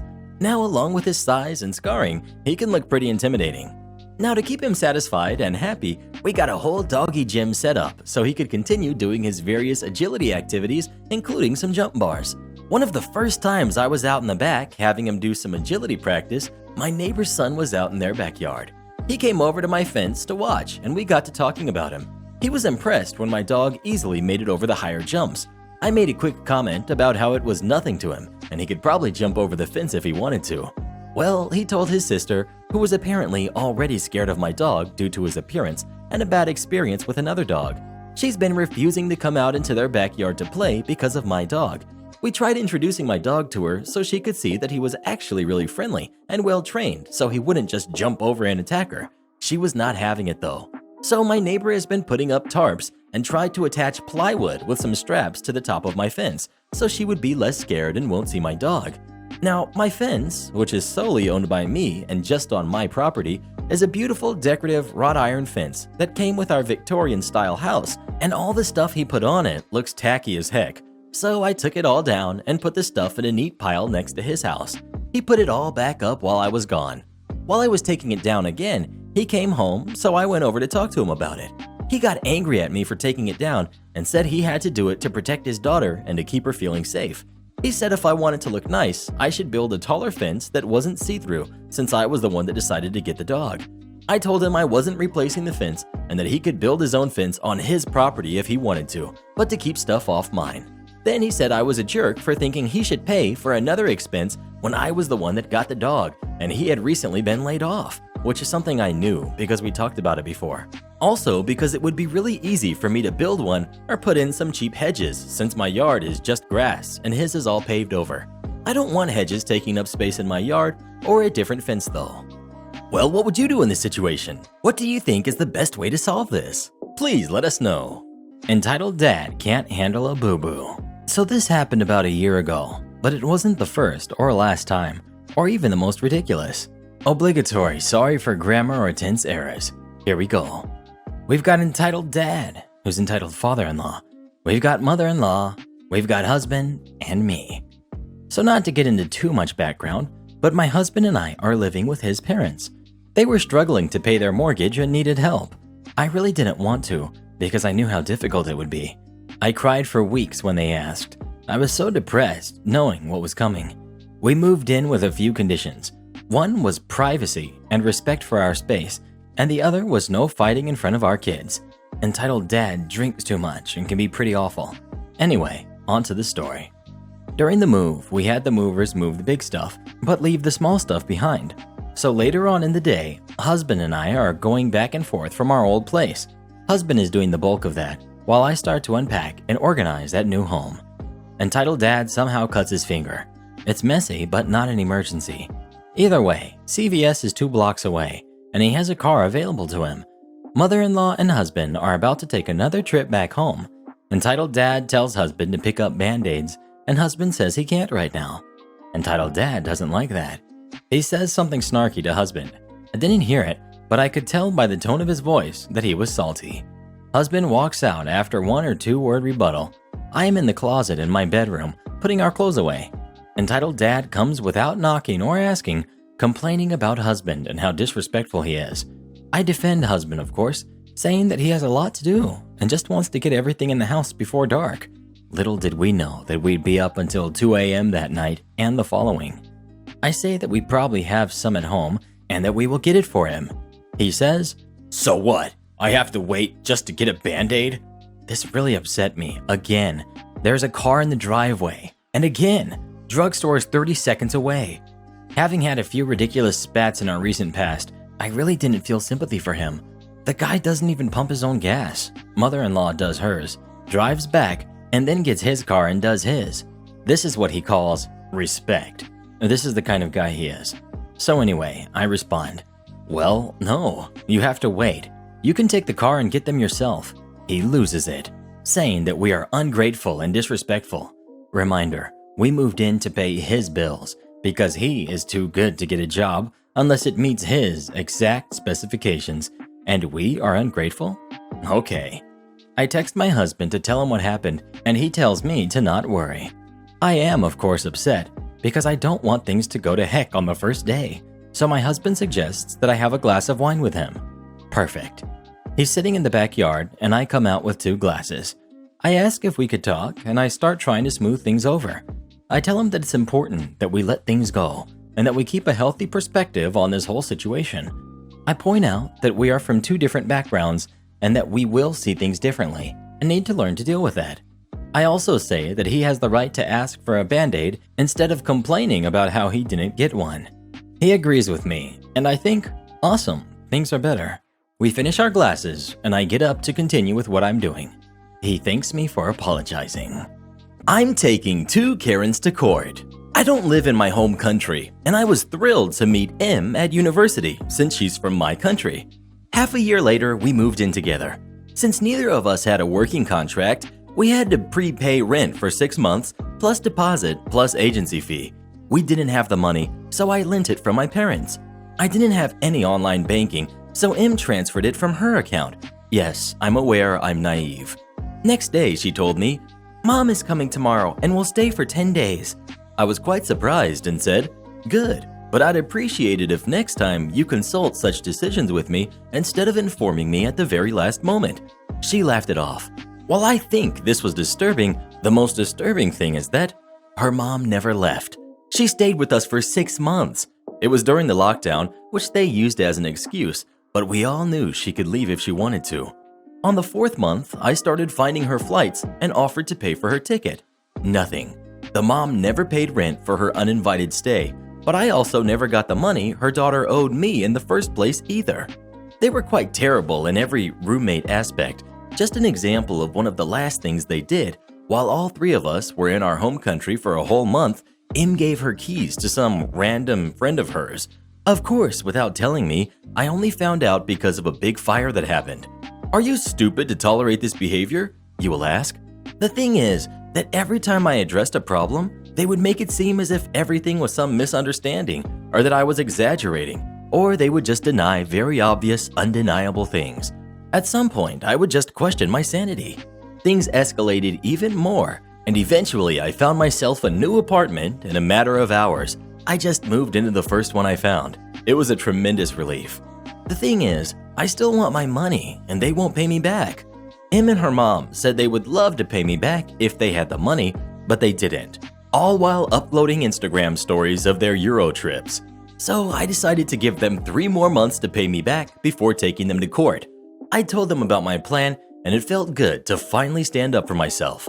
Until this little voice in my head told me, "Wow, taking someone to court for not paying you back during what's going on right now when it's hard for everyone. What a jerk move." And that was the beginning of a new inner conflict. Am I the jerk for planning to take them to court? What do you think? Is OP a jerk for taking them to court or not? Please let us know. Of course not. Get your money back, bruh. Am I the jerk for telling my fiance I've got the hots for her sister? I've been with my fiance for 5 years. We rarely fight and have a lot of trust in each other. She and I are going to be married in a couple of months. We have an inside joke together that we're allowed to get with whoever we want the night before our wedding. We're both very aware it's a joke, and it's not something we really want to try. We haven't said actual names during the joke, but she was curious. She said she knows exactly who she would get with. I asked her who, and she said I'd have to tell her mine first. To be honest, I had never really thought about who. But when she asked, the first person that came to my mind was her sister, who is 5 years younger than her. I know this is probably messed up. I rationalized by thinking that since her sister looks like a younger version of her, it's like I'd just want to cheat on my fiance with my fiance when we first met, which now I realize sounds pretty awful. I didn't say and said I didn't really know. She didn't believe me for a second and kept asking. At one point, she jokingly said, "Who knows? I might be able to hook you up with her." I guess she could tell on my face that I felt bad about who I thought. She said it's okay because it's just a joke and she wouldn't be mad. I, against my better judgment, blurted out her sister's name. She stopped smiling and asked me, "What the heck did you just say?" I went into panic mode and said the name of a celebrity, but that didn't help the situation. She was unbelievably upset that I said her sister. I tried to give her my rationalization, and that only upset her more. She was near tears and told me that I was such a jerk. I told her that she said it was a joke and that she wouldn't be upset over whoever I said. She said that hers was her hot high school teacher back from when she was 17, and she couldn't believe that I wanted to get with her sister. Until last night, I slept on the couch because of it, and she's still sour to me about it. I've talked to some friends about it. My close friends that are women said I'm the jerk. My guy friends said I wasn't a jerk, but I'm stupid. Am I the jerk? Well, what do you think? Is OP the jerk or not? Please let us know. 10 things you should never say to your fiancé. We really need to get this guy a copy. Live in a rental for over a year without paying rent? Good luck in jail. Last summer, I bought a house trailer and decided to rent it out. It needed some work, so I posted 2 months free rent for putting carpet down in the living room, hooking up the hot water heater, and putting in a toilet. Got a nice couple with a newborn willing to do it. Great, no lease, month to month. No security deposit, and the rent was $450 a month. So they did the work, so I didn't ask for rent for 2 months. Everything was fine. Side note, there are a few state laws that come into play. If you don't pay rent for 3 consecutive months, you are considered a squatter, which means the landlord doesn't have to fix the property and can actually padlock it and deny you entry. If you're on house arrest and get formally evicted, you could be violated for it. Also, you can be formally evicted even if you've already moved out, so the landlord can get rent due. Also, even though there are eviction bans, if it happened before the ban, then it can still go through. Plus a few other conditions that still allow someone to be evicted. It's up to the judge really. Fast forward 5 months and still no rent money. Yes, they had a newborn and they were young and didn't have a lot of money, but the husband can spend $1,500 on a new engine for his project car. They can afford to go out to eat and spend money on electronics, but no rent. So after that 3rd month, I did nothing. The weather was turning cold. I didn't put in the furnace like I promised, and if they hadn't had a newborn, I would have padlocked the house. They were bragging about their tax refund. I gave them a shot to catch up, and they basically said that they know their rights and were in a rent strike. Illegally, I might add. You will see later. When the global issue started, husband got laid off, so I gave them a break. When he went back to work, I asked for back rent again and was told to buzz off. I finally had enough. I told them they had 14 days to get out or I was doing a formal eviction, and seeing he was on house arrest, he knew what that meant. I honestly was trying to keep him from having to go back to jail and keep an eviction off of their record. I was trying to be nice and civil. So they left and I cut my losses until I checked the property. Everything they put in, they had removed. Everything they got free rent for was gone. I was upset and filed for a formal eviction. It didn't go as they hoped. They said I didn't provide heat, so they went on a rent strike. Only they didn't file that with the courts or hold the money aside. They just thought they could stop paying rent. What they put into the trailer was less than the rent. The judge agreed with me that seeing they took everything, I was due those 2 months' rent, and the biggest. He started slamming my character, so I said, "Well, you didn't tell me you were going to be on house arrest when you rented the property." Before then, the judge looked bored, but he perked up. He asked them if that was true. They responded that it was true and he was ready to make his ruling. I received 15 months back rent at $450 a month and $2,000 in damages because the way they removed the stuff, they damaged a lot of things. As for him, the judge said he had no choice but to turn the eviction over to his parole officer. Fast forward to this month. His house arrest was violated and he was arrested. They actually had the nerve to ask me to speak on his behalf. I didn't. Ruling was his remaining 6 months are now being spent in jail. They have a bad eviction on their record and they owe me money. Know the law before you play the game. Update. I forgot to add that social media blasted me like I was the scum of the earth. I have to make my own special Thanksgiving meal? Oh, it'll be special all right. With the holiday season coming up, I've been thinking about past years. My family and I differ in a lot of ways, but I especially differ from my mother. Ever since I was little, we couldn't see eye to eye. She's the type of person who prioritizes looking good in social settings, whereas I'm the type of person to not give a flying dolphin. She's expressed deep shame in who I am, and I've lost track of how many times she's angrily asked, "Why can't you be normal?" As I've grown into an adult, I found ways to understand her and try to keep peace. We learned we have a few things in common, like places to go and preferred scents and perfumes. Now, one of the things my mom has been very bad about is tolerating that I'm vegan. I started as a teenager, but my mom wanted no part of it. She immediately stopped cooking anything for me including plain side veggies that she would normally cook for everyone. Whatever, I learned to cook. Whenever family get-togethers happen, such as during holidays, birthdays, or any other event, my mom and her family deliberately offered nothing for me. I would have to bring my own food or go hungry. Again, whatever. With their attitude, I don't think I'd trust anything they offered me anyway. One year, my family were hosting Thanksgiving. As per usual, I expected to make my own mini Thanksgiving meal, while she and my dad prepared the real Thanksgiving meal. Now, normally, I prepare a veggie roast, gravy, several sides, and a dessert. I make more than enough and always place my stuff on the same table with the rest of the food, in case anyone wants any. Every year before, nobody else wanted anything. Weeks before the holiday, my mom did her annual tradition of reminding me to make my own food because she won't make anything for me. I already had recipes lined up and, until she said something, was feeling pretty stoked about what I had planned. Her unnecessary reminder only served to upset me. I made a new, more maliciously compliant plan. Fast forward to Thanksgiving. It's going pretty normal. Annoying relatives, loud TV blaring, my parents and I trying yet again to somehow share the oven. Just before the meal was to begin, some last-minute guests arrived. Two of my dad's cousins had traveled a few hours to get here. I barely knew them, but that was about to change. Shortly after, we were bonding up a storm. We had some overlapping interests, agreed on politics, and they wanted to try my food. Sure, but I had to warn them, the gravy is a bit special. See, what my mom doesn't know is that when she reminded me to cook, it actually reminded me that I had made some canna butter using vegetable oil just the other day. I figured, forget it. If nobody's going to eat any of my food anyway, I might as well get buzzed off of it. So I looked into vegan gravy recipes and used my special oil. When I explained the situation to my new favorite relatives, they thought it was hilarious. They also immediately wanted to try my gravy. We ended up chilling around the fire, laughing like old best friends. They promised never to tell anyone what I did. We now look forward to seeing each other every year.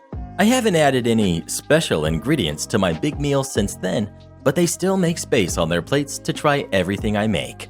Speaking of Thanksgiving, what's your favorite thing to eat on Thanksgiving? Please let us know. I could go for some stuffing and gravy right now, maybe some cranberry sauce. Am I the jerk for quitting my job after not getting a promotion? So I, 28 male, have been with my company for 6 years.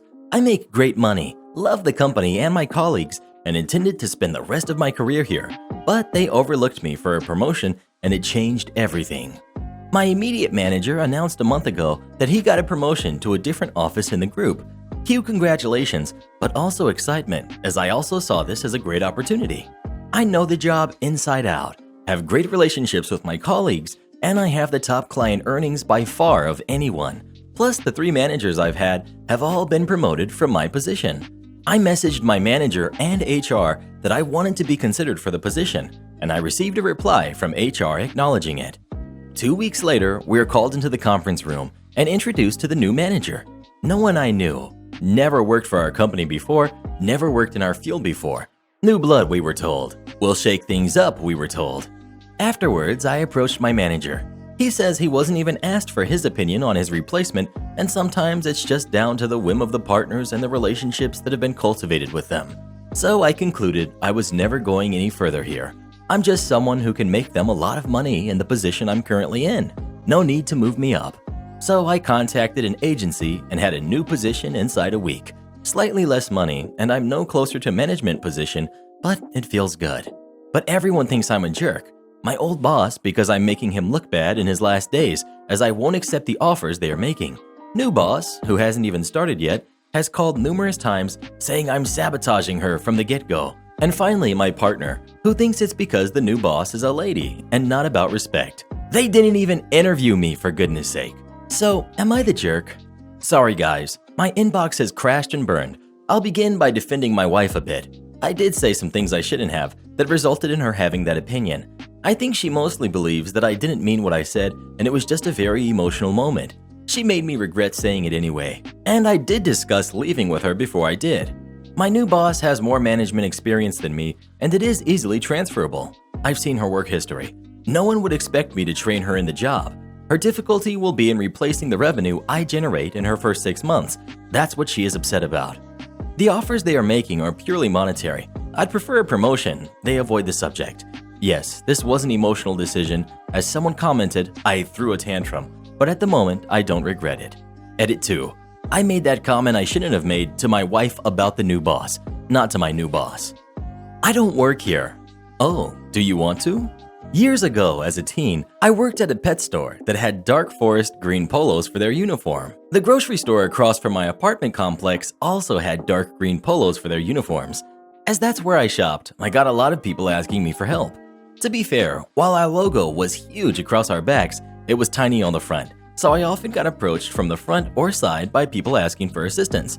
I knew the store pretty well, so most of the time I would just point them in the right direction or help them get an item off of a high shelf. My previous job had been at a different grocery store, so I would even occasionally help bag groceries for people if the line was long and I was impatient. They always seemed to have a lack of baggage clerks. Anyway, one day I was only buying soda and an elderly lady had a full cart in front of me. This was way before self-checkouts and no express lines were open. So I put my soda on that little pull-out thing registers have and started bagging this lady's like 100 plus items. I chit-chatted with both the cashier and the lady for a bit while I worked. Finally, I got everything in her cart and asked if she needed help out. She said no. Her husband was waiting outside and would help her load it. I told her to have a great day. At this point, a woman walks up in store uniform. She smiles at me as the cashier starts to ring me up. Hi, can't remember her name. Let's call her Mary. That was some really good customer service. Me. Oh, thanks. I don't think much of it as the cashier tells me my total. I pull out my wallet to pay. You're off work? She asks, eyebrows raised. Oh yeah, just going home. Wow, what's your name? I tell her. That's fantastic. Even helping our customers even after your shift has ended. Light bulb slowly starts to come on in my head. I haven't gotten a chance to meet all of our employees yet, but if they're anything like you, this is going to be a great store to work out. Turns out, Mary was a transferred supervisor from another store and was trying to meet all of the employees. I laughed, not in a mean way, just was surprised. I pointed to the small logo on my shirt. She started to turn a little red. Not much, but a hair. I apologized for the confusion and just told her that I don't mind helping out when I can. Mary. Well, you're not by chance looking to change jobs, are you? I could really use people like you here. I declined as I liked my job and I was reasonably sure it paid better. But the next year and a half until I moved and changed stores, anytime Mary saw me, she would always say hi and asked if I'd changed my mind on her offer. Am I the jerk for not giving my parents a bad report card? In high school? I cannot believe I'm writing this as a 27-year-old man, but I am genuinely retrospectively in trouble with my parents right now. I was just on my break at work today, got my phone out, and I saw a text from my mom that said, "Call me now," followed by a whole bunch of missed calls and a text from my dad going, "What the heck have you done?"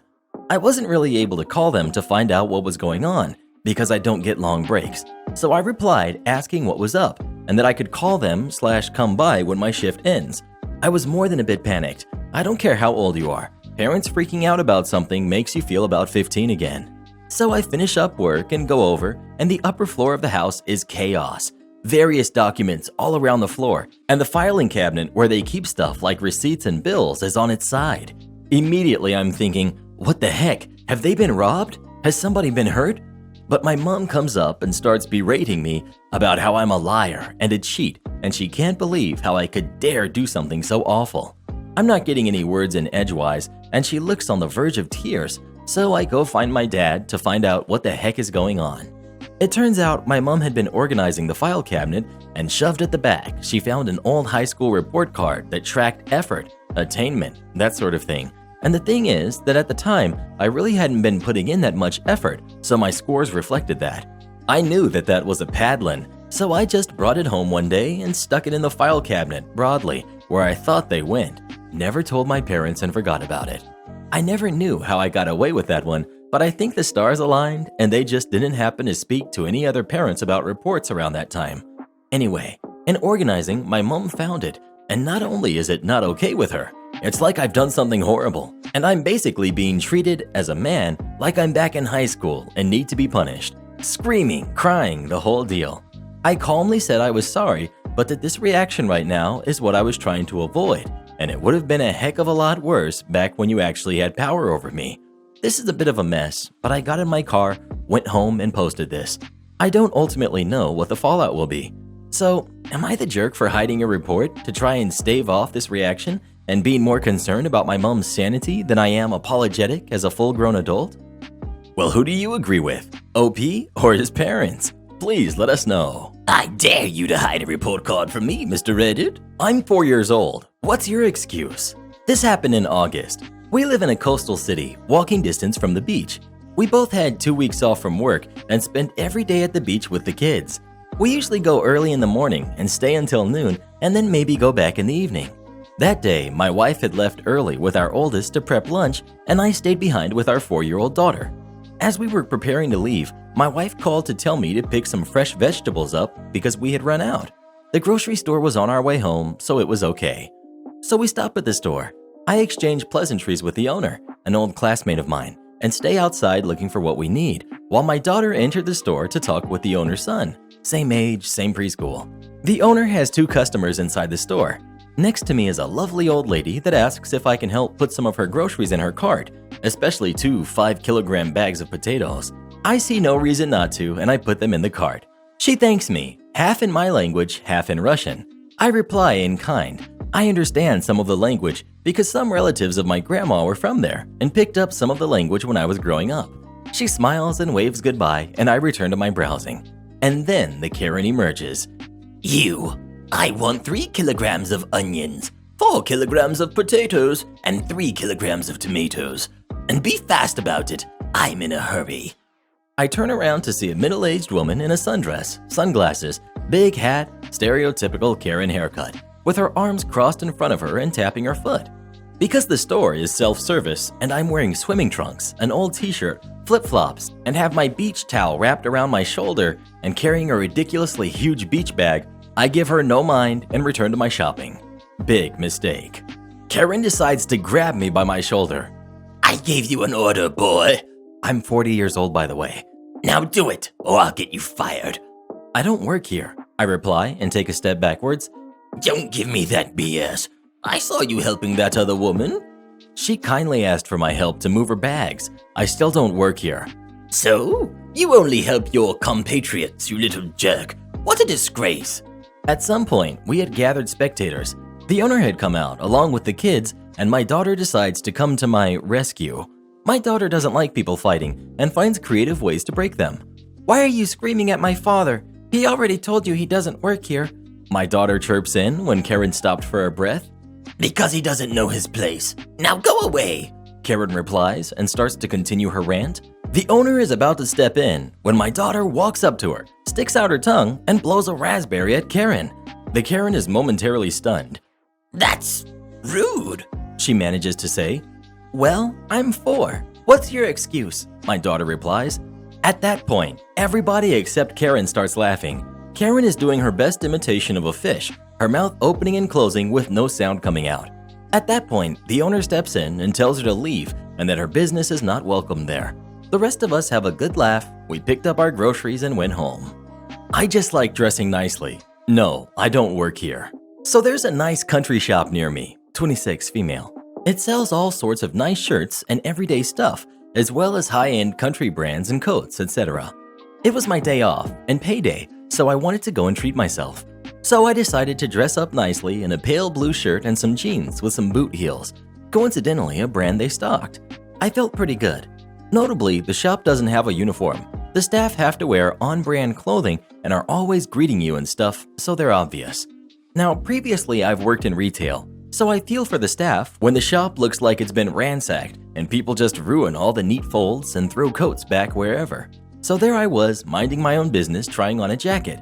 Decided I need another size, so I zipped up the one I had just tried and put it back on the rail. Then some angry Karen is stood there, like right over my shoulder, as if personal space isn't a thing. Me. Oh, sorry, were you wanting to look at these? Karen. No, I've been stood over here trying to get your attention the last 5 minutes. I need this in another size. Can't believe how rude the staff is here.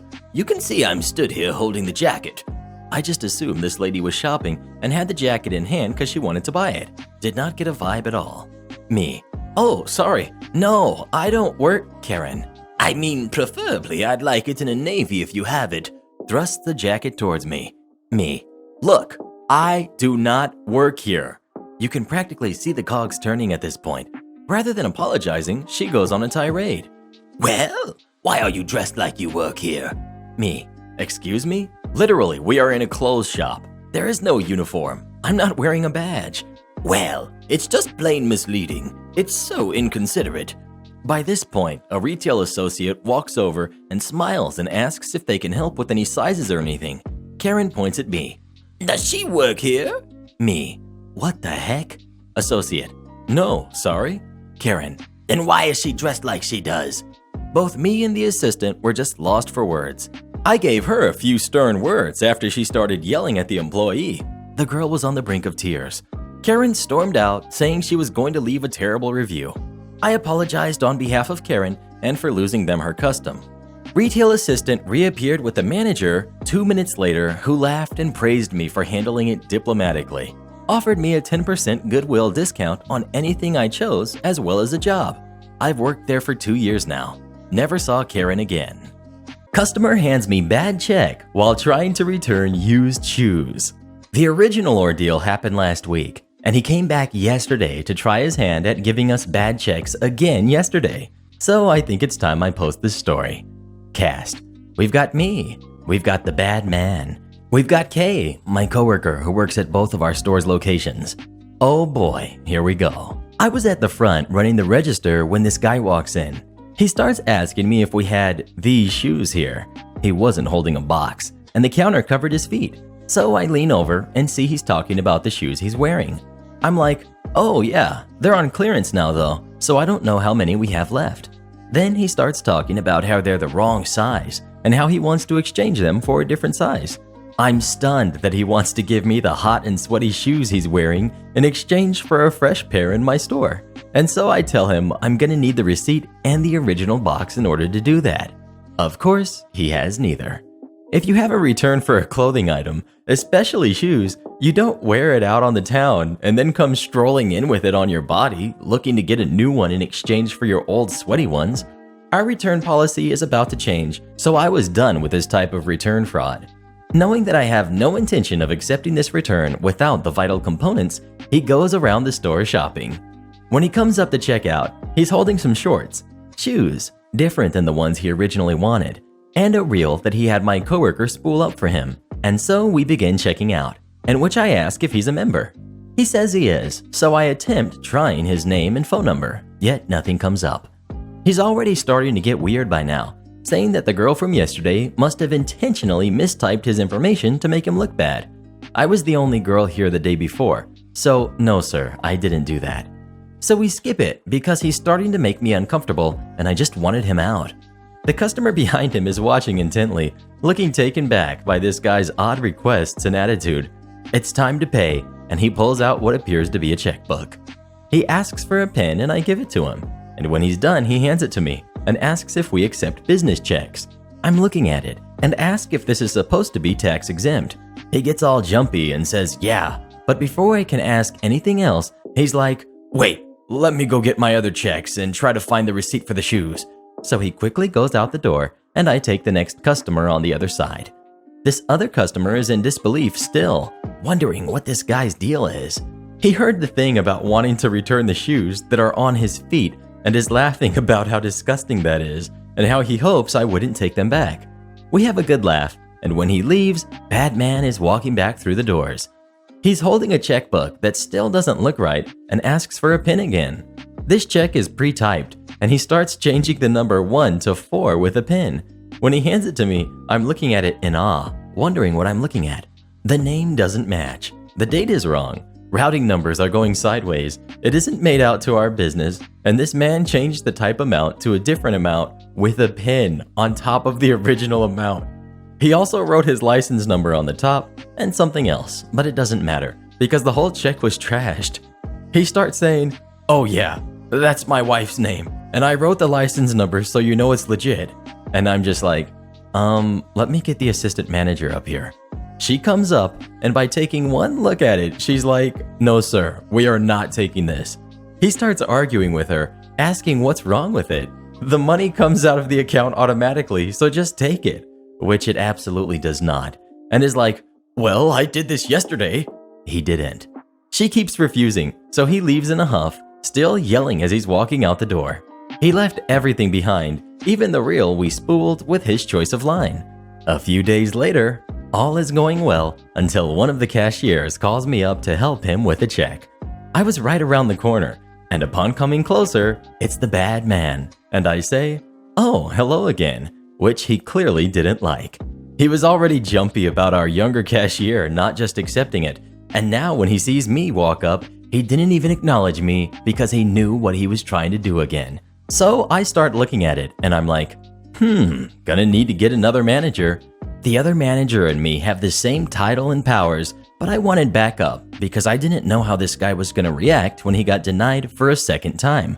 I quickly brief him, and we walk up together. My manager takes one look at it and is like, "No, sorry, we can't accept this." The guy starts pitching the same fit, like, "You haven't even tried to run it. Just run it and see what happens." But my manager isn't budging. One thing I love about him is he is not a pushover, no matter how aggressive someone gets. He finally says, "Sir, I'm going to say this for the last time. We will not be accepting this check." And he just stands there, holding the check for Bad Man to take back. Bad Man storms out again, like he can't believe we aren't going to take poorly done bad checks. This is the last we have heard from him, but that only happened yesterday, so I'm expecting this guy to come back and try it on a different set of my coworkers. I'm just glad I won't have to waste my time calling the check clearing company since we all know now it's a bad check by default. But I have figured out some interesting things since then. When I looked up the business name for the check, which is supposed to be what seems like a kid's sports camp, there was nothing online about it. I found a couple of addresses on the white pages, but no phone numbers or official website. The only thing I could find that was written by an actual human was some really bad Better Business Bureau reviews that talked about how this company charged them $1,000 even after their kids' lessons were over. And another review said the whole thing was a scam. When I told my coworker, Kay, about this story, she said she knew the guy from our other location. The store manager there was onto this guy and his fake checks as well. And she told me that one of the younger cashiers there accepted the check from him, and now they're just waiting on it to bounce. Now we have a district-wide email about people coming around writing fake checks, and to be aware. If you're going to attempt to make a living out of writing bad checks, at least try a little harder. I know he has to run his family sports scam at the same time, but come on, man, get it together before you come on stage and perform. My ex keeps giving Karen a key to my house. My ex-husband and I have 2 sons, ages 3 and 6, and a daughter who's 10 months. We split up over a year ago, and during proceedings, he got 1 weekend a month with our sons and no custody of our daughter. He has to drive to the house to get the boys on his weekends. Because sometimes I'm on work calls or dealing with the baby, and the boys always forget things at my place, we agreed that he could keep his key to the house so he could run in and grab stuff or come get the boys without disturbing me/the baby. 2 months ago, I found my ex's mother in my living room playing with my daughter. I asked her how she got in, and she said that X had given her his key so she could pick up the boys for him. I told her that as my ex is meant to be the only person collecting the boys, I'd rather X came for them in the future. She said she understood and would relay my message, then took the boys to my ex and all was fine. A month later, she just let herself into my home to pick up the boys again. I was a lot sterner this time, saying this was my home and she couldn't just let herself in. She responded that this wasn't just my home, but also the home of her grandchildren, and it used to be her son's home too. And she has a key, so she shouldn't need to request my permission to enter. When she left, I called my boyfriend, who then said he'd pick up a front door lock and came over and fit it if I wanted. I agreed, and within an hour, the lock was changed and a latch was added. On Sunday, someone started knocking rapidly and forcefully on the front door. I saw it was my ex's mother, and she had my sons with her, so I let the boys in, and she began to tell me that their key wasn't working, so she'd need a new one. I said her key wasn't working because I changed the locks, and she wouldn't be getting a new one. She told me that I had to give my ex a new key, so I might as well give it to her to give to him, and I refused, saying that clearly my ex can't be trusted with my key, so he won't be getting one either. Since this conversation, I've had non-stop calls and messages from both my ex and his mother saying I need to give one of them a key because them not having access to the house means having to rely on me to give them access, and that I'm making things extraordinarily difficult for the both of them. They say that they need to have a key for the reasons in the first paragraph, and I've said that they need to start letting me know when they'll be coming so I can let them in.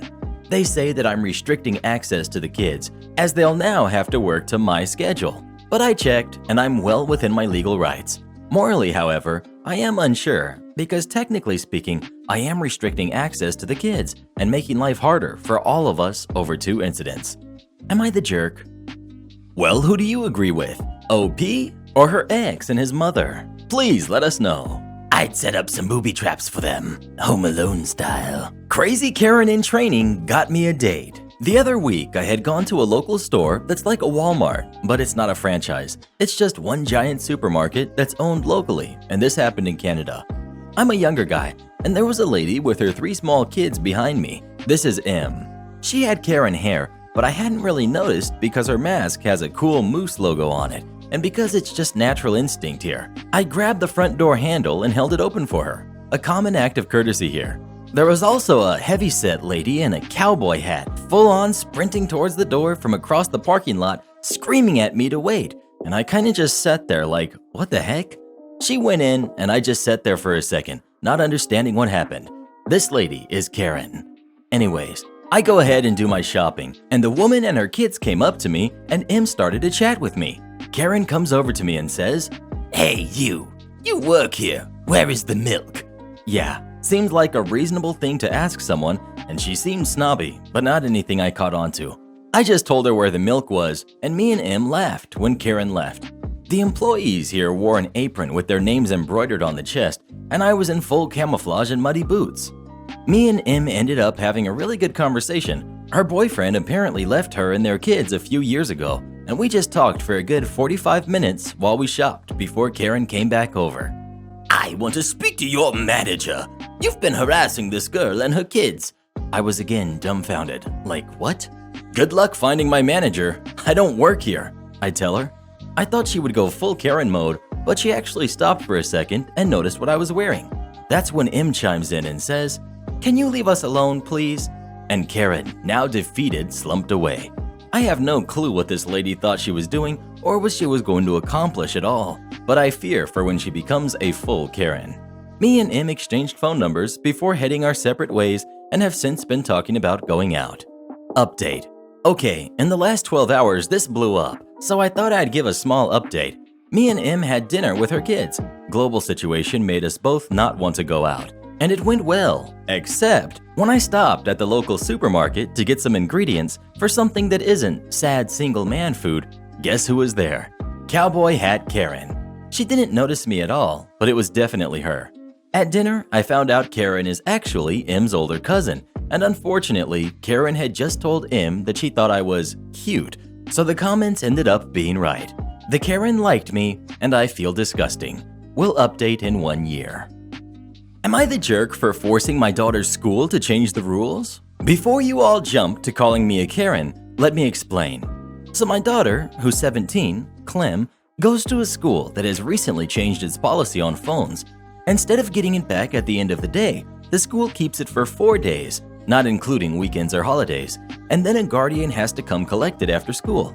We were not made aware of this new policy. We live a good hour and a half away from the school. Well, on Thursday, my daughter came home late and said she had to walk home because the school had taken her phone. Bus tickets are on their phones, and buses aren't taking money to avoid contact. I asked her what happened, and she said she was checking her texts in the toilet when a teacher came in and confiscated it because she was in a no-phone area. That same night, I contacted her school and set up a meeting with the head.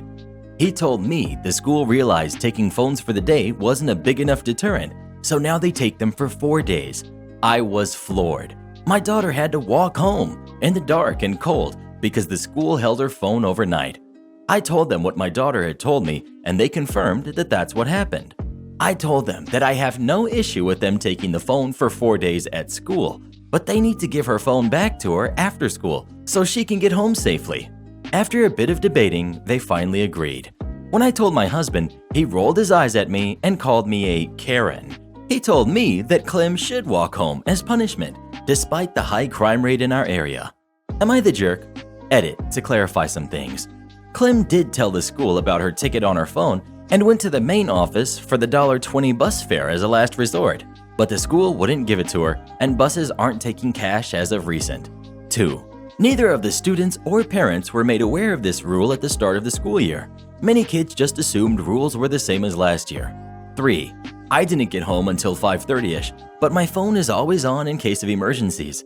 My other 2 kids did not let me know about Clem not being back until after I got home, which is when I called the police. She got home at around 6:15 p.m. I was told by police to stay home with my kids. My husband has since apologized for his stupid statement. If anything else needs clearing up, I'll add another edit. 5. We're not changing schools because she's doing her A-levels and she only has around 7 months of school left. It'll cause more hassle than it's worth. 6. No, Clem could not get a taxi. We don't have taxis where we live, only Ubers, which you need to order on your phone. Also, the reason why I'm not actually punishing Clem is because she was in the bathroom cubicle when a teacher came in and looked through the gap. She claimed she was looking for another student and saw Clem in the cubicle on her phone. Don't worry, she wasn't actually using it at the time, but that's still creepy. Well, who do you agree with? OP or the school? Please let us know. Maybe she can sue the school. That's what I would do. My entitled mother wants me to buy my little brother video games. I have so many stories about my mother and her entitlement, but this one is the most recent one. From ruining my high school graduation to putting people down every possible way. Good thing I moved out when I got the first chance away from all of her toxicity. So, people in the story. Warshadow 91, yours truly. Entitled Mom, my oh-so-persuading mom. And we've got my little brother. So I haven't been to my parents' house in months due to everything that's been going on, and the fact that my mom and the rest of her side of the family continue going out and going on vacations without any worries of their kids or from my grandparents. But enough about that. Let's get to the main story. This year, with my income tax money, I made a custom-built PC so I can do some PC gaming, so most of my games are done through PC, since almost all games coming out are going cross-play. For people that don't do gaming, it means you can play with people on Xbox and PlayStation, Nintendo Switch, and in some cases, even mobile cell phones. So I barely spend any money on consoles or games for consoles for that matter. But I still play with people on my Xbox since some friends don't like the whole PC scene due to constant cheating.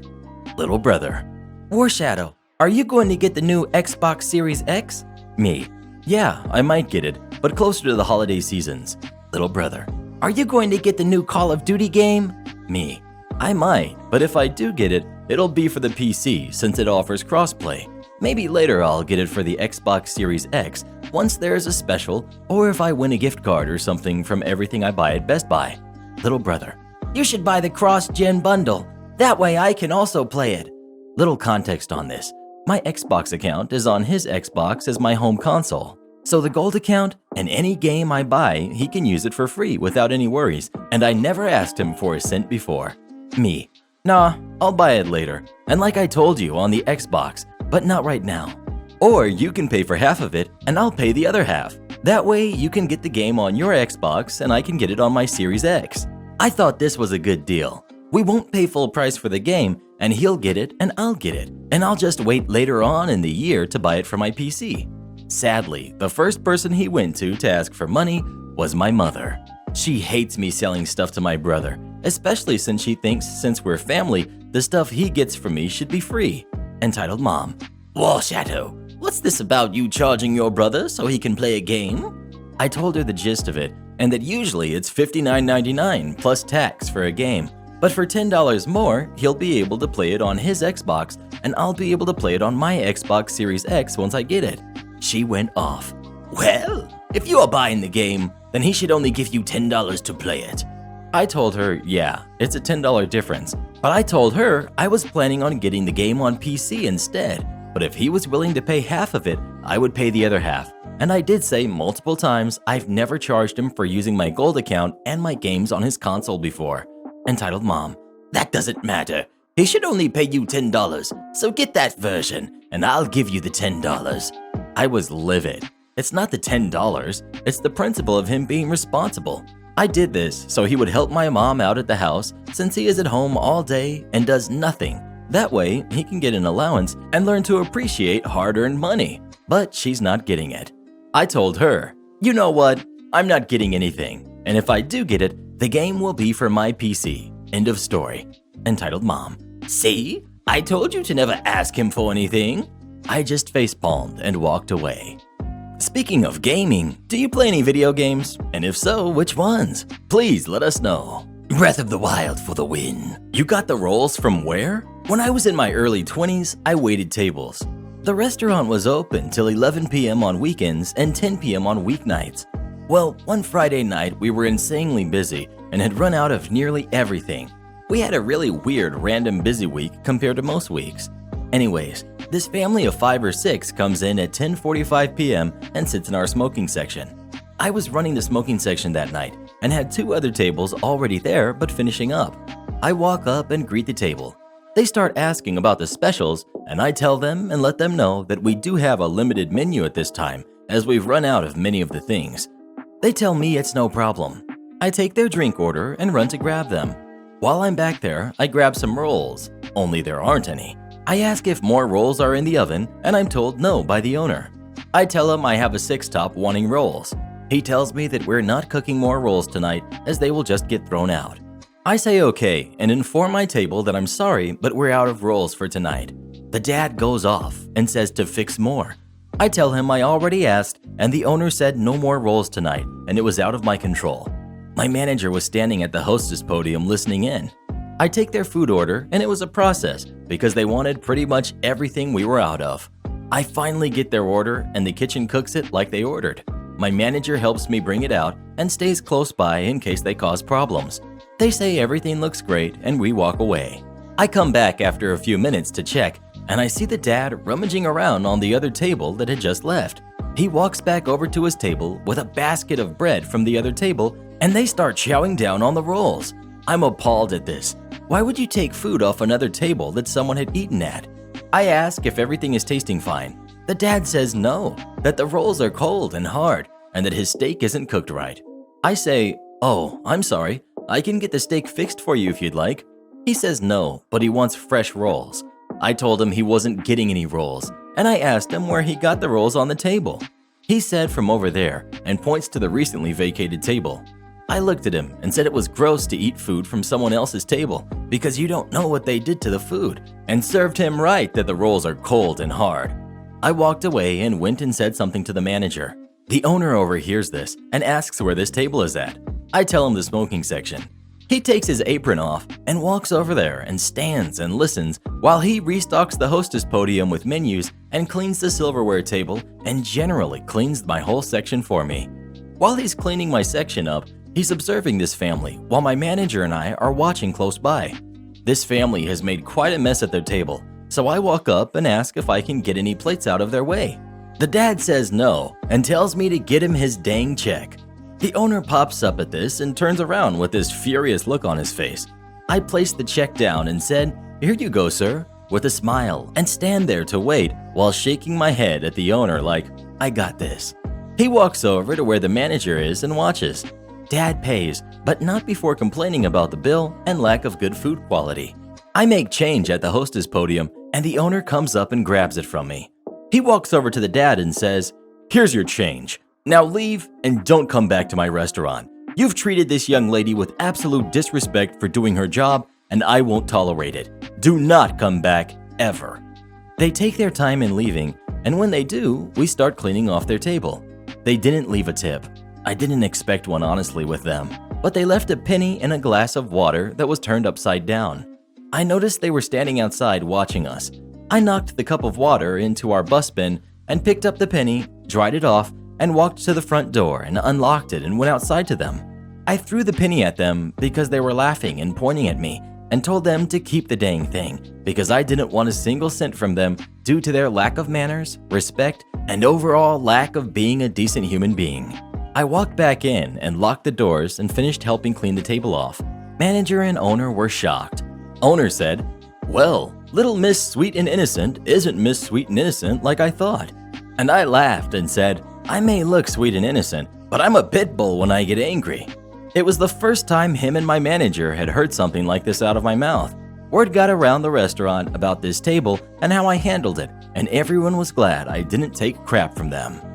Sir, you have to wait here. Back in the 90s, while in college, I worked in a small store of a large nationwide grocery chain part-time to help pay for books, extra food and snacks, etc. Back then, many grocery stores had video departments. I worked in the non-foods department, where we also manned the video counter, the lottery machine, and had a register. Couldn't sell anything sold by weight, like produce, and there was no scale.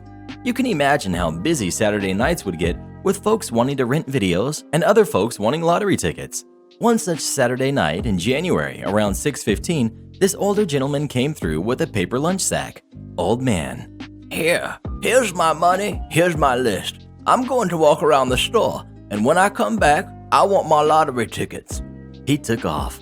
I looked in the sack, and there was about $300 in cash and 4 pages on lined notebook papers full of 3 to 4 digit lottery numbers, all arranged in different groups, whether he wanted them boxed, smaller prize, straight, number order had to be exact, or some other way. I looked at my coworker, who shrugged and began helping the next person in line who wanted to rent a video.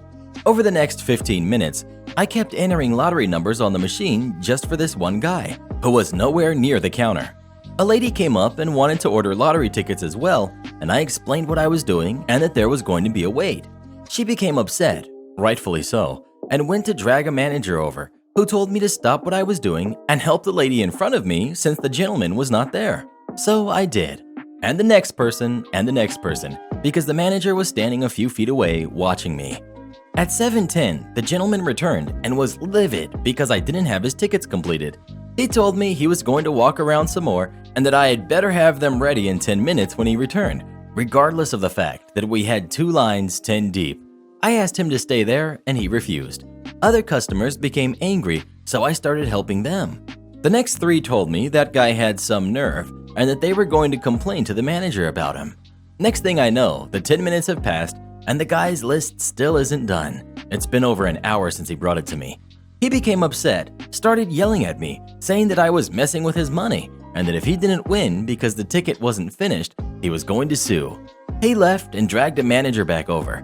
It's 7:25 at this point, and the machine would automatically stop allowing any more tickets to be purchased at that point because the drawings would begin 5 minutes later, complaining that I didn't finish up his tickets. Mind you, this is a different manager than before, and of course, the manager took his side, saying that since he was there first, I should have completed his order before starting on anyone else's. Once the gentleman left and the line disappeared, the manager pulled me upstairs to the office to give me a talking to. The first manager was up there and heard the second one telling me I was getting written up, and he interjected. He told the second manager what really happened and told him that the guy kept leaving and refusing to stay in line so I could work on his list. He also informed him that several other customers had come to him to complain about that guy and that this wasn't the first time he had had it done, and therefore I wasn't to be punished. From then on, it was decided that if the gentleman came back to pull the same stunt, that I and my coworkers had to tell him he either needed to stay right there or there would be no guarantee his numbers would be input completely and on time. He could also come in on other days of the week to play his numbers for Saturday. Wouldn't you know it, the next Saturday he shows up at 6:45 with another $200 worth of lists of numbers to play. He tried leaving, and I told him that he needed to stay right there where he was if he wanted those numbers, or he would have to explain to the 8 other people in line behind him why they couldn't play their numbers as well. He tried to protest, and I offered to get a manager. He backed down, and I worked his numbers. This time, the line of customers behind him were mad at him instead of me, and rightfully so. From then on, he started coming in earlier in the afternoon and stayed there to have a conversation with me while I input his numbers. Ended up being a cool guy, but terribly clueless that others also wanted to play. I helped a nice older lady. This happened in early November of 2019. I, 56, male, was in a big chain home improvement store pricing out material I needed for a project at my godson's dance school. I was in no hurry and was just wandering around the store pricing the things I would need to build 10-foot-tall candy canes. So I'm wandering around with my phone out taking pictures of the material I would need so I could make the price proposal for the owners of the dance school. I'm not following any specific path through the store, just taking my time minding my own business. This sweet older lady comes up to me and asks if I could help her. She explains how she's looking for a light fixture for her bedroom to replace the one in the ceiling. She tells me that she has an electrician doing some work in her home, and this guy said if she picked out a new light fixture, he would install it for her. But she told me she didn't even know where the lighting section was in the store, so she would really appreciate my help. Now, since I was not on any kind of a timeline, I told her I'd be happy to help her. So we went over to the lighting section, and she was impressed by the selections, but also clearly overwhelmed. We talked about what she wanted for her new bedroom light. We explored the options. I asked her questions like, did she want a light with a fan or something more basic? Did she want a lot of light, less light, something more modern or more traditional? She considered things, and we looked at dozens of light fixtures. Neither of us were in a hurry. We both seemed to be enjoying our time together. While we were shopping for her new light, she told me all about her family, how her husband of 35 years had passed away, and all about her 4 kids and her grandkids, and even some of her friends. She seemed to be really enjoying having someone new to talk to. Finally, she selected her new light fixture. It was more of a traditional chandelier-type light fixture that she was just thrilled about. She couldn't wait to see it installed in her bedroom. I walked to the checkout with her and then helped her get it in her car. She thanked me profusely. Then she said she wanted me to come back inside while she told my manager what a truly wonderful employee I was. I smiled and let her know I didn't actually work there. She looked confused and asked me if I didn't work there, why I helped her. I said she needed help and I was happy to help out. I was just being nice. She gave me a quick hug and told me I just made her whole day and thanked me again. No evil raging Karen, but a nice little encounter anyway. I really hope she likes her new bedroom light. Entitled family messing around trying to order food. My parents own an Asian restaurant. My dad works his butt off to ensure our survival. I love and respect his iron will and his undying determination. My mom works just as hard. Of course, I help where I can to ease their workload. Our restaurant opens every day from 11:30 a.m. to 11 p.m. One day, we get a reservation for 3 people at 10 p.m. A family, it seems. Well, it would have been perfectly fine if they hadn't come in 30 minutes late. My mom was already upset. My dad, on the other hand, kept his cool. They did not speak Chinese or any other language my parents could understand but English, so it was my turn to help out. They were okay to speak to at first, but it took way too long to order a meal for 3. They questioned everything, from the way it's cooked to the ingredients, and if you know the Chinese kitchen, most dishes are cooked with a delicious sauce. Dry dishes are not the type of food my father would cook. You need to know that in China, the way things are done in the kitchen varies from region to region. Some regions have their regional specialties dry and spicy, and others mild and moist, but it still varies depending on how the cook likes it cooked. They want dishes without sauce or without any type of vegetable. The description they gave for the food they wanted sounded way too Western for a traditional Asian cook like my dad. They even went as far as wanting to try the dishes first, to test it out to their liking. My mom got more and more upset. Then my mom started talking loudly in Chinese, telling me to tell them to get out. My dad and I tried to calm her, but she went on how stupid they were and how stupid I am for trying to negotiate. Then they decided to get up and leave, but not without nasty passive-aggressive comments like, "It says you're open till 11 p.m., so you need to serve till 11 p.m." Or, "It's a pity. You know there are online reviews, right?" Oof. On the ride home, we discussed their behavior, and my mom pointed out how it was only the wife who had complained on behalf of her husband. "He wouldn't like the food this way." The son was quite silent, but was more like his mother than his father. Yikes. Mom thinks her kid should get the same discount she does. So, I'm now the owner of a landscaping business that my father started. He retired last year. He still checks in and helps a lot on the business end of things until I get my footing. We work in a city in South Florida, and about 95% of our customers are above the age of 60. My dad has 3 clients that we charge at a very low rate because they've used him since the start of the business. 2 out of the 3 are great. They understand that they're being charged a low rate and love us for it. But we have one lady that is very hard to deal with. My dad refuses to let go of her contract without a legitimate reason. That's just who my dad is. She has 2 daughters, and they both own homes with their husbands. We get a call from this lady asking us to take on her daughters. I told her if she would like to give them our number, I can talk with them and get it figured out. I was doing this as a favor to my dad, really, because adding the 2 extra properties right now stretches us pretty thin, and I'll probably have to help out as well as my cousin, who basically manages the cruise. Anyone will tell you expanding with a landscaping company is not as easy as it seems, and it's bordering along the impossible without proper planning.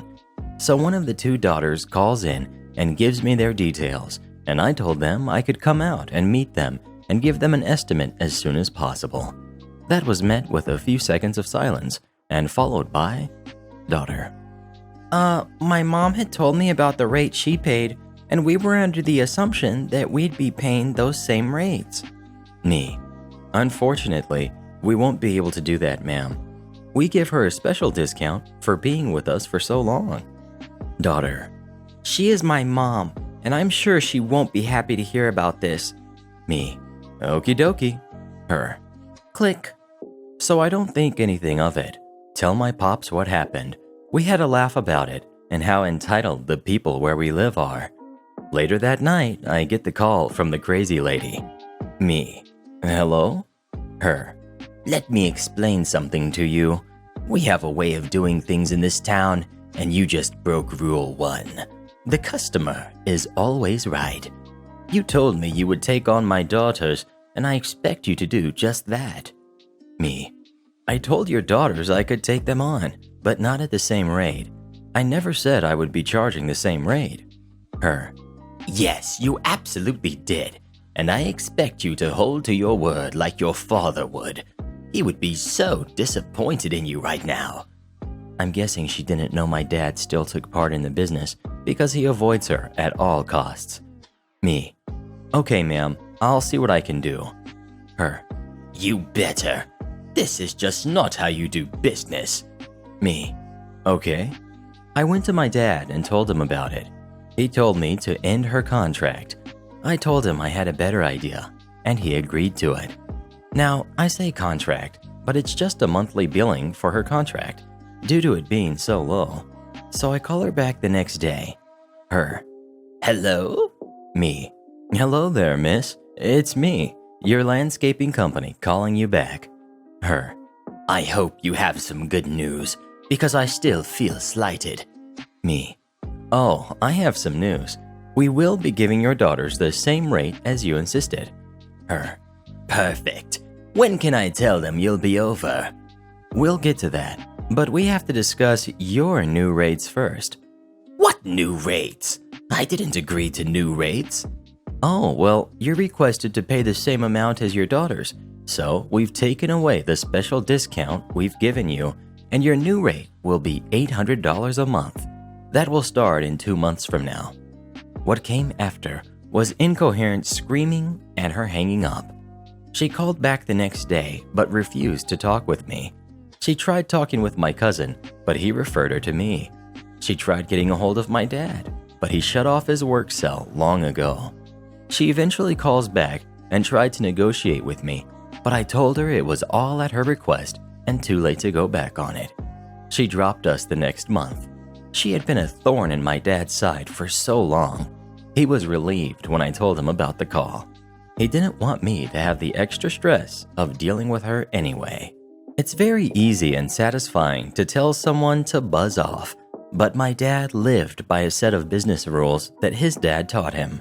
My mom saw Dexter and now refers to him as Dexter because of his fanatical obsession with these rules. Rule number 1 is very simple but huge. Don't ever give someone a reason to hate you. It'll serve to bolster your pride and can only hurt you in the future. And 2, don't ever, for any reason, do anything to anyone, no matter what, no matter where, or who you are with, or where you're going, or where you've been, ever, for any reason whatsoever. I kicked Karen out of my house. I, 25 female, have been in a relationship with my husband, Eric, 25 male, for 9 years. We've been married for 3 of these years. When we were 15, his mother had left his father and moved out of the state and had no contact with Eric or his father. I adore his father, so he quickly became a father figure in my life as well, but I had never met his mother. When we were 19, his mother came back into the picture and started dating his father again. Every time I would come over, his mother had prior plans no matter how far in advance we had planned. My friend suggested that maybe she felt uneasy because I had made a place in the family while she was gone, so I let it go. After this, we upset her because we got engaged and moved into a house that I had inherited from my family. She sent Eric a text the morning of the wedding and said she wasn't coming and that we need to cancel the wedding until we can sympathize and reconcile with her. Eric tried to postpone, but we would have ended up paying for the whole wedding anyways, since it was only a few hours prior to the wedding. So we ended up having the wedding and she didn't show up. We hadn't spoken to my mother-in-law until last year when she showed up in tears because Eric's dad wanted nothing to do with her and she had nowhere else to go. Eric let her in and she started staying with us. She left for a week when we announced our pregnancy, but she came back. It has been nothing but her complaining and telling me what a horrible mother I'm going to be. I stand up for myself and it just makes it worse. 2 months ago, she started making comments about how she wants me to sign over custody of my baby so that she can also make legal decisions. She says it's something all the women in her family do. I absolutely refuse. She went as far as drawing up documents that will allow her legal rights to my kid. She says my baby will live with me, but her and Eric will make all legal decisions regarding my baby, but that she will not take my kid away from me. She keeps forcing the documents on me, so finally I snapped and told her to get out of my house. She left and I started getting notices from her lawyer that she and Eric want to sue me for the house so that they can put it in their names to prevent me from having temper tantrums like that going forward. I was livid and I lawyered up. Eric says I'm going too far and that he has to side with his mom on this because she means well and he sees where she's coming from and that I'm just being nasty at this point. He even went as far as saying that I am a horrible mother and a horrible human being for not being sympathetic. He also kept referring to me as the Tin Man for having no heart and saying he was worried our baby would be the same as me. I told him that he can leave too. He's the one person I always trusted to be honest with me, so now I'm rethinking my actions. Am I the jerk? Wow, what would you do in this situation? This just sounds like a horrible position to be in. Even I'm afraid of that, Karen. Teacher won't let me into the classroom? We'll see about that. I was in my last year of high school, year 12 in Australia, and back when I was doing school, it was very important that you physically attend class. Back then, I also happened to have severe major depression and a sister who was not good at getting organized/ready to leave on time. We had a teacher at my school who I'd always despised. He didn't encourage independent thought and spent our 70-minute periods writing on the board for us to copy down, just cycling back and erasing and writing continuously. No questions allowed until the last 10 minutes. He was also notorious for not listening to students and had an unspoken rule that he would lock students out of the class for 5 to 10 minutes further when they were late. Let's call him Mr. Richard for obvious reasons. Well, one morning I was 5 minutes late to his class, first period, 8:45 a.m., due to my sister throwing a tantrum. I knocked on the door and Mr. R. Was the bus late? Apparently, his only valid excuse for running late to class. Me. No, but Mr. R. You can't come in. Shuts the door in my face. Well, after bursting into tears, I decided that his unspoken rule of being left outside the classroom for 5 minutes when one attended late never actually stated one was required to wait outside the door to enter the room when he deigned to let the student in. So I wandered off to the library to find something interesting to read.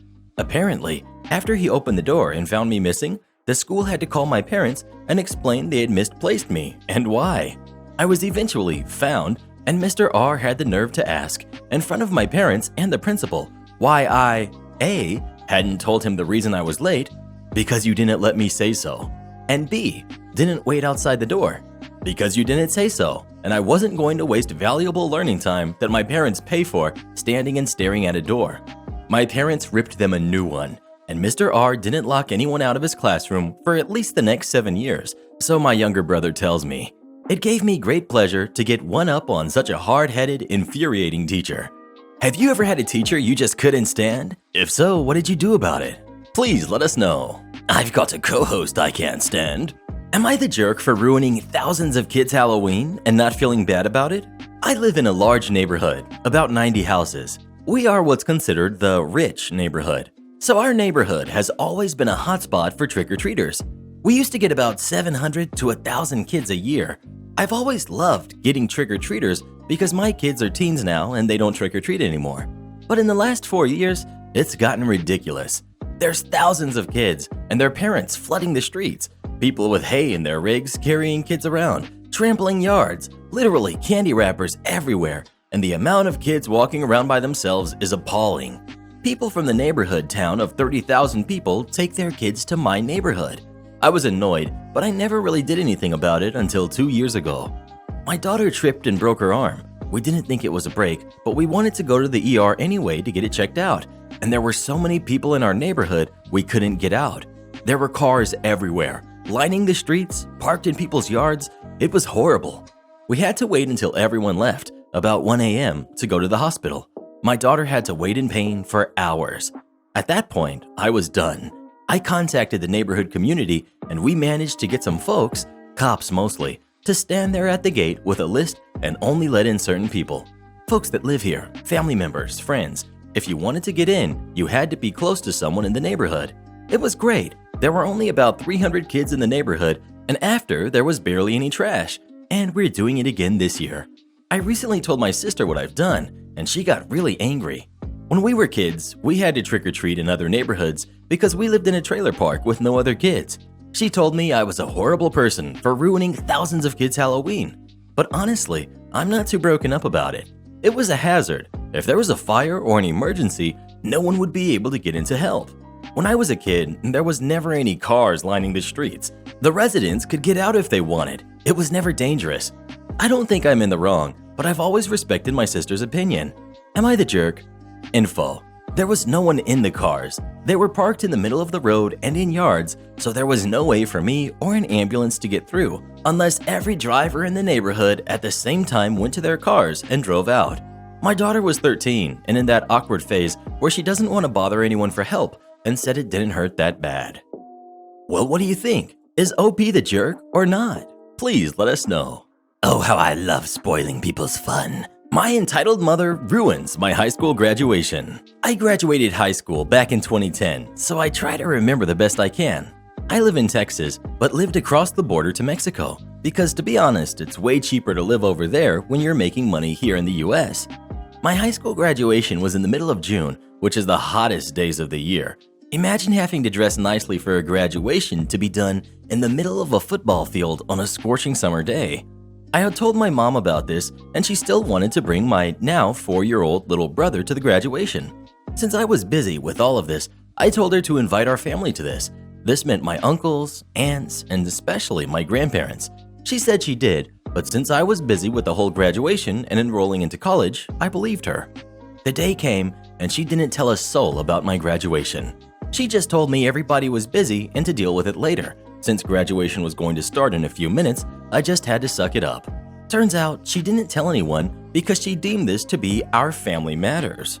After almost 3 hours in the heat, the graduation ended and my mother was nowhere to be seen. My friends were inviting me to their graduation parties and I wanted to get my mom's permission for this, so I called her. Me. Hey mom, where are you? Entitled mom. Oh, I went to get the car early so we can avoid traffic.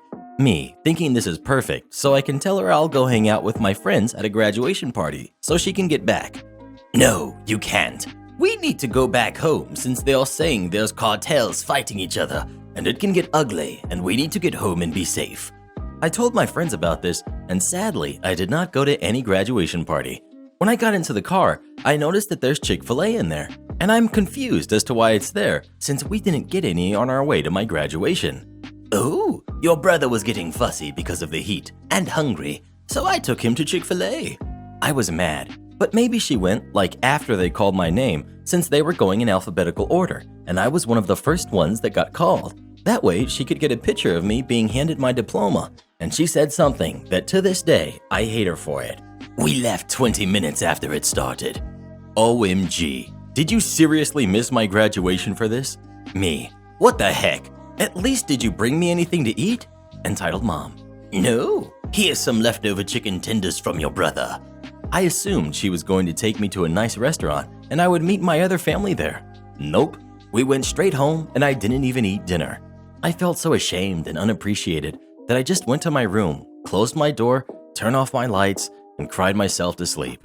Yes, I don't hate to admit it.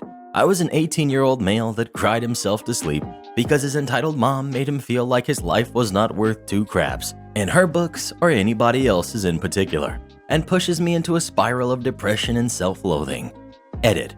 For the record, my dad used to work in Ohio at that time of the year. Unfortunately, that's also the busiest, and he couldn't come to my graduation. When I told him what my mom did, he was upset. So much that they were to the point of divorce, but luckily they didn't. My dad is very level-headed, unlike my mom. Am I the jerk for ruining my ex's career? Early this year, I, male 24, broke up with my ex, Chris. We dated for 2 months after being set up by my sister-in-law. We broke up because Chris refused to miss a party to drive me to the hospital after I had an allergic reaction. Who put strawberries in oatmeal cookies? I ended up calling 999 and spent the night on an IV. My sister-in-law begged me to not tell my family what Chris did, as he is her work bestie. They're both realtors, and didn't want my brother to be mad at him. I agreed because my family would have freaked out. I told my friends, who were relieved he was out of my life. We've had nothing to do with each other since breaking up. I have been preparing a thesis project and emailed a couple of art historians and professors for some advice. I connected with an art dealer called Derek, who had some pieces that I could study. He said he would be in my city for work, so we met up for socially distanced coffee. That was our first date, really, as we hit it off amazingly. Our relationship has progressed quickly and seriously. Derek lives 3 hours away and decided that he wants to move here so we can settle together. This is where it gets crazy. Derek's wealthy as a result of a successful career and his family. I didn't realize how wealthy he was until all this kicked off. I met with my brother and sister-in-law for lunch, and sister-in-law excitedly told us that Chris has bagged a mysterious client who was looking at pricey houses. It wasn't until she started to mention specifics that I realized she was talking about Derek. I hadn't told Derek about Chris, except that I had a bad relationship before I met him. I did tell him that my sister-in-law worked for a good agency. Derek came into town last weekend, very excited that his realtor had found him some properties that we could go look at together. We were sitting on the couch, and he kept talking about his realtor, Chris, and I panicked and spilled everything. Derek was horrified and broke his partnership with Chris over email, which horrified me because sister-in-law had gone on about how a sale this big could put them on the map. Derek found another agency and picked a house pretty quickly during the week, and I thought I had gotten away with it until we met for dinner and my parents congratulated Derek on his new home. Sister-in-law asked where it is and obviously recognized the area. She straight up asks Derek if he had been working with her agency. He says he was until he found out what Chris did to me. Cue everyone asking what Chris did to me and my sister-in-law screaming at me for ruining Chris's career. Then my brother screamed at sister-in-law for being friends with Chris. My family plus most friends are on my side, but sister-in-law and her friends and Chris, they think it's petty on my part for ruining this sale when I have my life sorted with a sugar daddy. I feel I'm the jerk because I didn't exactly stop Derek from dropping Chris and shouldn't have mentioned sister-in-law's agency. Derek thinks sister-in-law and Chris are psycho. My brother is in a bad mood about this and is staying at my parents' house. Well, what do you think? Is OP a jerk or not? Please let us know. No, he did nothing wrong. But that Chris guy sounds like a real... You need to call me whenever you finish these. I do contract database work for a handful of companies. Nobody pays me to be on call, so the general rule of thumb is if you need something done, give me a few days heads up. Unless someone specifies that something is time sensitive and calls me to ask if I can bump it up, I tackle things in the order they are received. I've been somewhat overwhelmed with the volume of silly little tasks being thrown my way the past few weeks, but I get by on little sleep in the first place, so it's not unusual for me to be cranking out spreadsheets well after 10 p.m. For the most part, everyone is understanding and cooperative, but there's one person, we'll call her Lucy, who is simply not okay with me not responding to and taking care of her requests immediately. She'll send an email, a text after 5 minutes, and then call on repeat until I pick up if there's anything she'd like me to do. I started off with the impression that this was simply someone who's been ignored in the workplace before, and I didn't want to be the person who confirms her concerns, so I spent some time kind of bending over backwards with whatever nonsense Lucy throws my way. About a week ago, Lucy sent me a massive list of unrelated tasks she'd like me to do. This has been her move lately as she tries to cut in line, come up with anything she might want done, and throw it out there at the beginning of the week. I gave Lucy a call to ask about prioritization, as she makes everything out to be urgent. For context, anything being urgent means Lucy isn't doing her job correctly. When I asked what she'd like me to prioritize, Lucy laughed and said, "My email." I explained that I was already neck deep for the next few days and anything that isn't time sensitive will be taken care of in the order it was received. Lucy didn't like this. She started asking me if I would do it if XYZ coworker had been the one who asked. I told her no, that really has nothing to do with this, and that the reason I'm calling is to make sure anything she actually needs done in a timely manner will get done. She became indignant and threatened to tell the chairman of the organization about how I was ignoring her.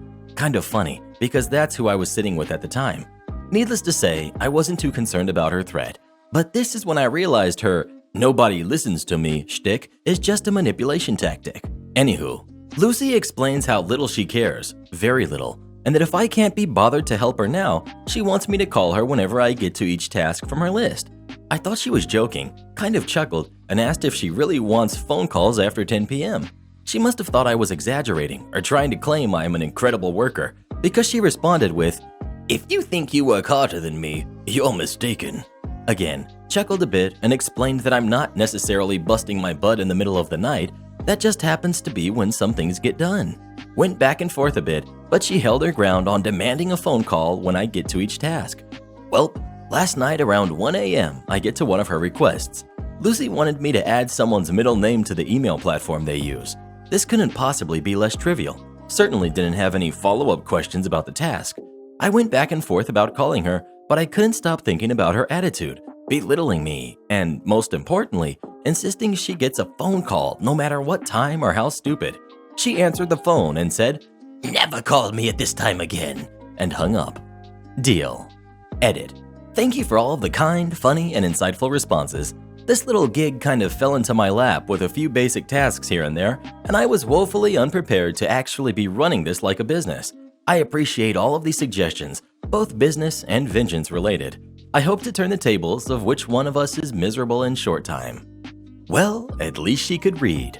So happened about a week ago. I had a meeting at work and was recently promoted, so I decided to wear a collared company shirt I bought a couple years back with slacks and a nice set of professional shoes. My wife had given me a honey pick-up list, so after the meeting I stopped by America's favorite, 2 in every town store called Fall Dart. Now it was a small list, 3 easily carried items, so I didn't even grab a cart or anything. As I'm moving through an aisle to grab the first thing, a sweet little old lady asks for my help reaching something on a top shelf. No problem. She asked nicely. I'm tall, and I don't actually mind helping. My wife will actually see people having issues and volunteer me from time to time. It's all cool. As I hand it to her, she smiles, thanking me. I get tapped on the shoulder, one of those bony nun finger types of taps. "Hey, come with me. You need to take care of your employee." Now, mind instantly realized I must look like a manager and a Karen found me. Still, "I'm sorry, ma'am, I don't work here." "I don't care if you're corporate or local. Follow me." Oh, this could be fun. So I follow her, and a couple aisles away is a lady tasked to do shopping for those online orders with 4 partially filled totes. "I can't find my crap, and she won't show me where it is. You need to reprimand this employee." Poor employee tried to keep smiling despite looking so tired and fed up with life in general. "Ma'am, I'm sure she's just following the directions of her boss, but I don't work here. It does seem that you need some help though. Do you need my help?" As I said that, I pulled down and straightened the chest of my shirt in case of wrinkles and pointed to the slogan under the company crest, helping individuals with disabilities and living independent and fulfilling lives. I really do love helping people and work for a company that works with people with mental and physical disabilities. She glanced down, got a confused look on her face, and looked back up at me, which I had been waiting for. Extending one hand towards her, "Ma'am, do you have staff or family here with you? Are you in need of assistance?" She got red and started making a squeaky choking noise. She then started looking really upset but unsure of what to say. She finally clenched her jaw and just stormed off. I turned, showing my shirt to the actual employee, and wished her a good day as she tried not to laugh. Sadly, I didn't see or hear anything else from the lady the rest of my visit. Entitled parent thinks I owe her kid my stuffed animal. A lot of people in my family have been telling me to give away some of my stuff to my newborn cousins recently. and it sparked a memory in my head about an entitled parent I had the unfortunate circumstance of meeting a couple of years ago. Here's the setting of this story. I was a wee little 8-year-old who obsessed over stuff like stuffed animals and especially Beanie Boos. Back then, I had a giant imagination and constantly played with these guys. They were one of my only forms of entertainment too, since our family didn't have a console back then.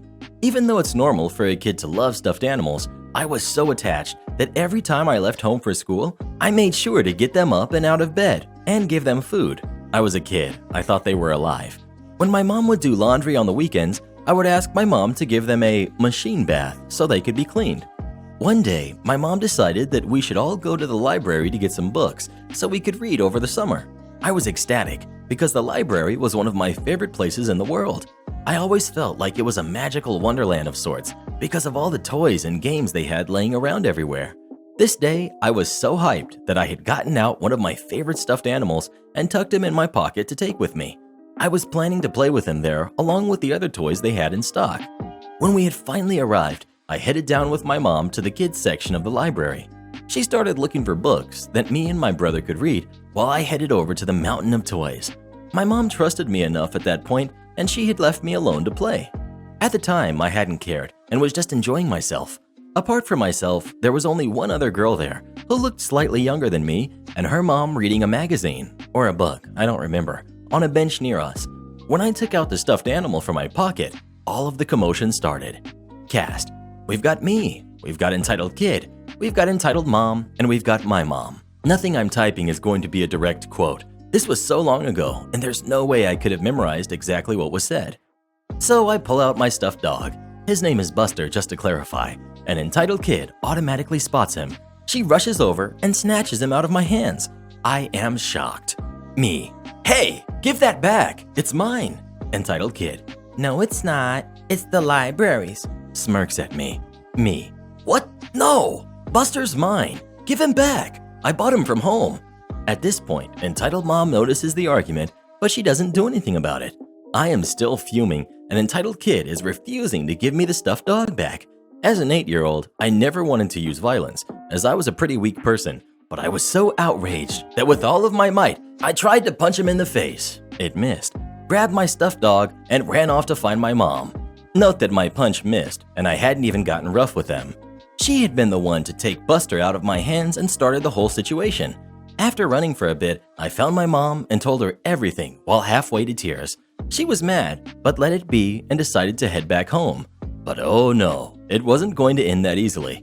We were just about to leave when lo and behold, entitled mom shows up. Entitled mom taps my mom's shoulder. Excuse me? Mom, how can I help you? Your son attacked us and stole our stuffed animal. Mom, what? Oh, you're the person my son told me about. Yes, now hand the dog over and apologize, or I will call the police. Mom, no, your daughter stole my son's stuffed animal and refused to give it back. If anyone should apologize, it should be your daughter. How dare you insult her like that? Grabs my arm. Give the dog back right now, you stupid kid. I cannot handle this and break down. I'm crying and holding onto my stuffed animal as tight as I can. My mom takes entitled mom's hand off me very forcefully and clams me down.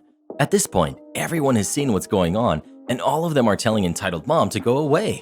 My mom is fuming. Mom, I swear to God, if you ever lay a hand on OP ever again, you'll be down on the ground before you can think. Entitled mom is stunned, and we walk away without another word. I'm always glad this story has the nice ending it did, but sometimes I worry about what would have happened if I wasn't able to get my stuffed animal from entitled kid. The thought scares me though, and now that I'm older, I'll happily give some of my toys away to a kid who does deserve them. No one can use the broom closet. Background. This was about 6 years ago now. At the end of high school, and a couple of years afterwards, I worked at a higher-end grocery store chain in the Midwest. I had worked my way up to the customer service desk position where we sold cigarettes, lotto tickets, high theft risk items like baby formula, and settled coupon disputes and refunds. Quite frankly, I loved my job. All the coworkers got together great, but we had this terrifying HR manager who is the Karen of this story. She sported the classic Karen haircut, very intimidating presence, had a very forced cheeriness, and I believe she had a drinking problem, but that's neither here nor there. She basically was the only storm cloud at this job. Behind the service desk, we had a broom/storage closet. Karen was truly a force to be reckoned with, and everyone feared being in her line of fire. She would nitpick employees on anything she could. Myself and the other service desk employees had taken to using the broom closet to store personal belongings, as it was safer than the break room. Things went missing sometimes. Kids are dumb.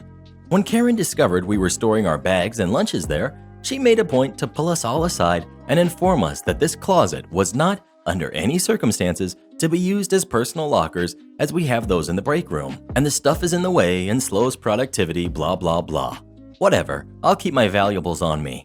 We all agreed to not store our things in the closet anymore for fear of being written up. Fast forward about a month. I'm going through my shift close duties and get to the part where I sweep the floor behind and around the service desk. I head into the broom closet to retrieve the broom and dustpan, and what am I greeted with? A purse and a grocery bag. Upon further inspection, I realized the purse to be Karen's faux designer purse. You have got to be kidding me. I check the grocery bag tied to it, and it has 10 packs of cigarettes in it.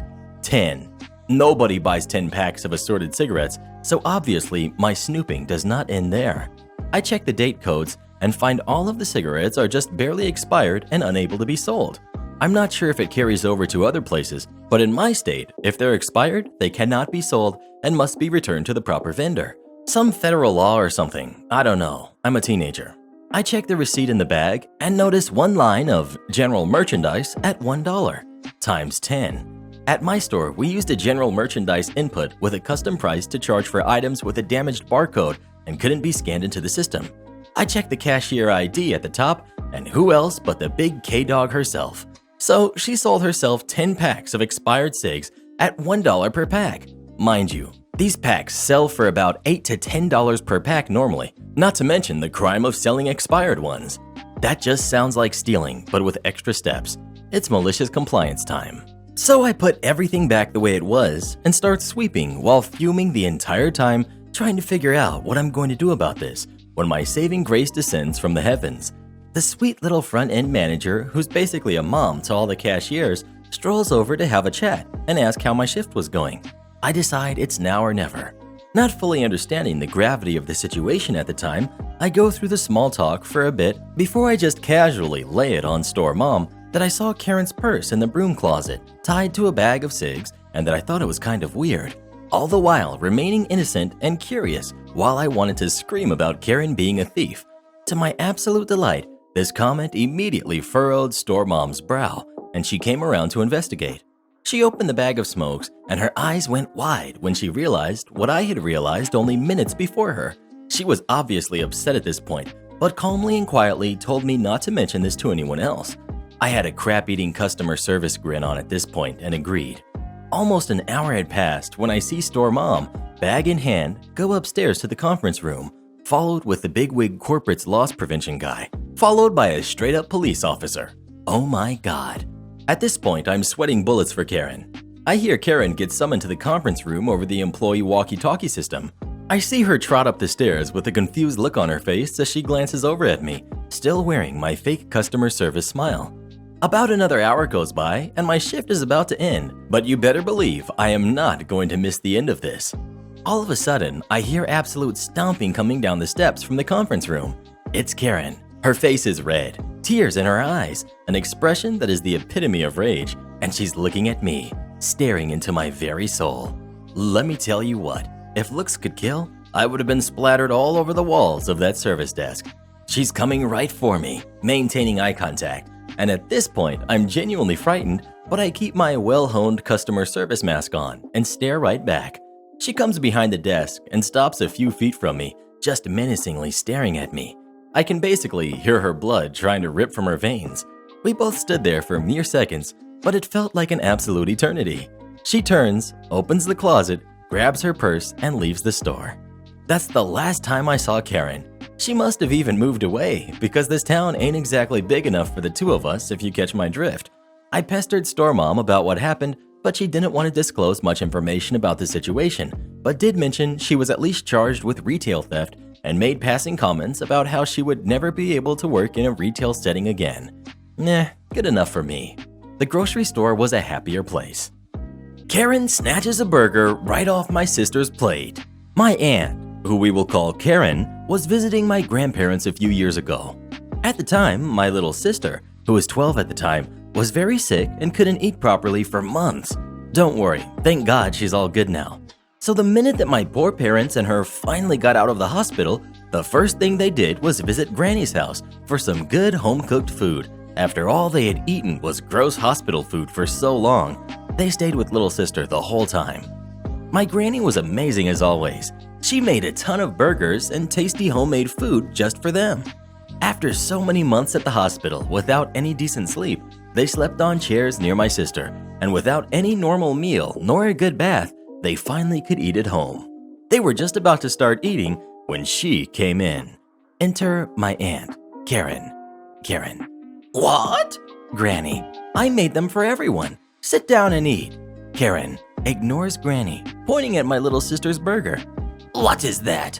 Why didn't you give my son much meat like you give to that girl? My dad. There's a lot, Karen. Here, you want my piece? Karen, while looking menacingly at my dad, measured the 2 pieces of meat in her eyes and then comes to Granny. After all I give to you, after all I have done to you, she pointed at my little sister's burger and then her son's burger. You give my little prince less meat than them?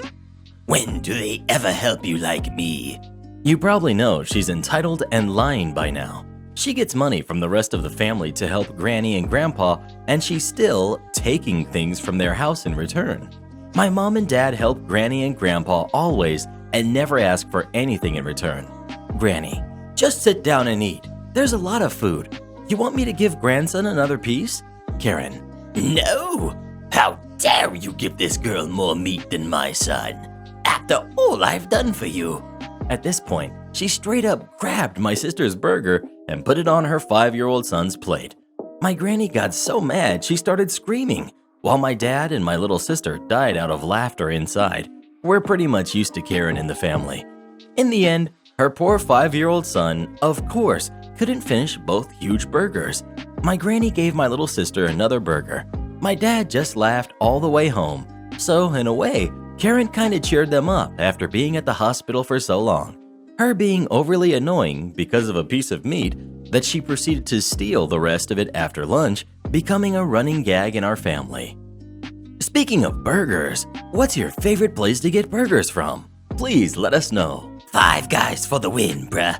Outdoor recess really isn't that important to me. Background. I went to a Catholic school that had the traditional uniform. White shirt, plaid skirt. Our uniform rules were strict about everything. Shoe color, sock color, jewelry, etc. And in those rules, we were not permitted to wear leggings, nor sweatpants. Yoga pants weren't a thing back then, but they'd have been out of the question too. So when winter rolled around, we were cold, like all the time. The school was a big old marble and limestone monstrosity, so it was drafty and chilly, and we were just cold. To this day, I'm still always cold when I shouldn't be, and I wonder if years of being too cold just set in somehow. Anyhow, onto the story. Guess what else is cold in winter? Outdoor recess. What evil jerk of a man thought it was a good idea to force us to play outside in the cold without protective layers is beyond me, but that was the school policy. The boys got pants and blazers, so they were always warm enough, though they might catch a chill. And yes, we could take our jackets, but imagine being outside in a winter coat and a knee-length skirt. The coat was only helping so much. While the boys played, we girls would huddle next to the sewer grates and storm drains in the area, trying to stay warm by the steam. Or if a delivery truck was on campus, we'd lean against the engine to leach some of the heat. I don't know how the faculty could watch this and just not care, but they never did. Edit. We did have indoor recess, but only if there was precipitation. And I don't mean expected bad weather. I mean there had to be something actively falling from the sky when they flung the doors open. If it just finished snowing 2 inches before we went out, too bad. If it had started raining 5 minutes after it started, too bad. Then we got to 5th grade, and they wanted to teach us responsibility. This meant not just grades affected when we missed homework, but punishments as well. I wasn't aware of the new rules until I missed my first homework assignment. I don't remember why I didn't do it, just that it was an honest mistake. Maybe I left the book I needed at school. Maybe I forgot we had an assignment. I don't know. But the first case was totally accidental. So I came to class and didn't have my homework assignment. The teacher tells me to see her after class. Okay. She tells me, per the class contract I signed at the beginning of the year, since I didn't do my assignment, I have to stay late and eat lunch when everyone else has already gone out to recess, thereby missing recess. I was bummed, but oh well, that's what I got for messing up. But then I served my punishment, and it was great.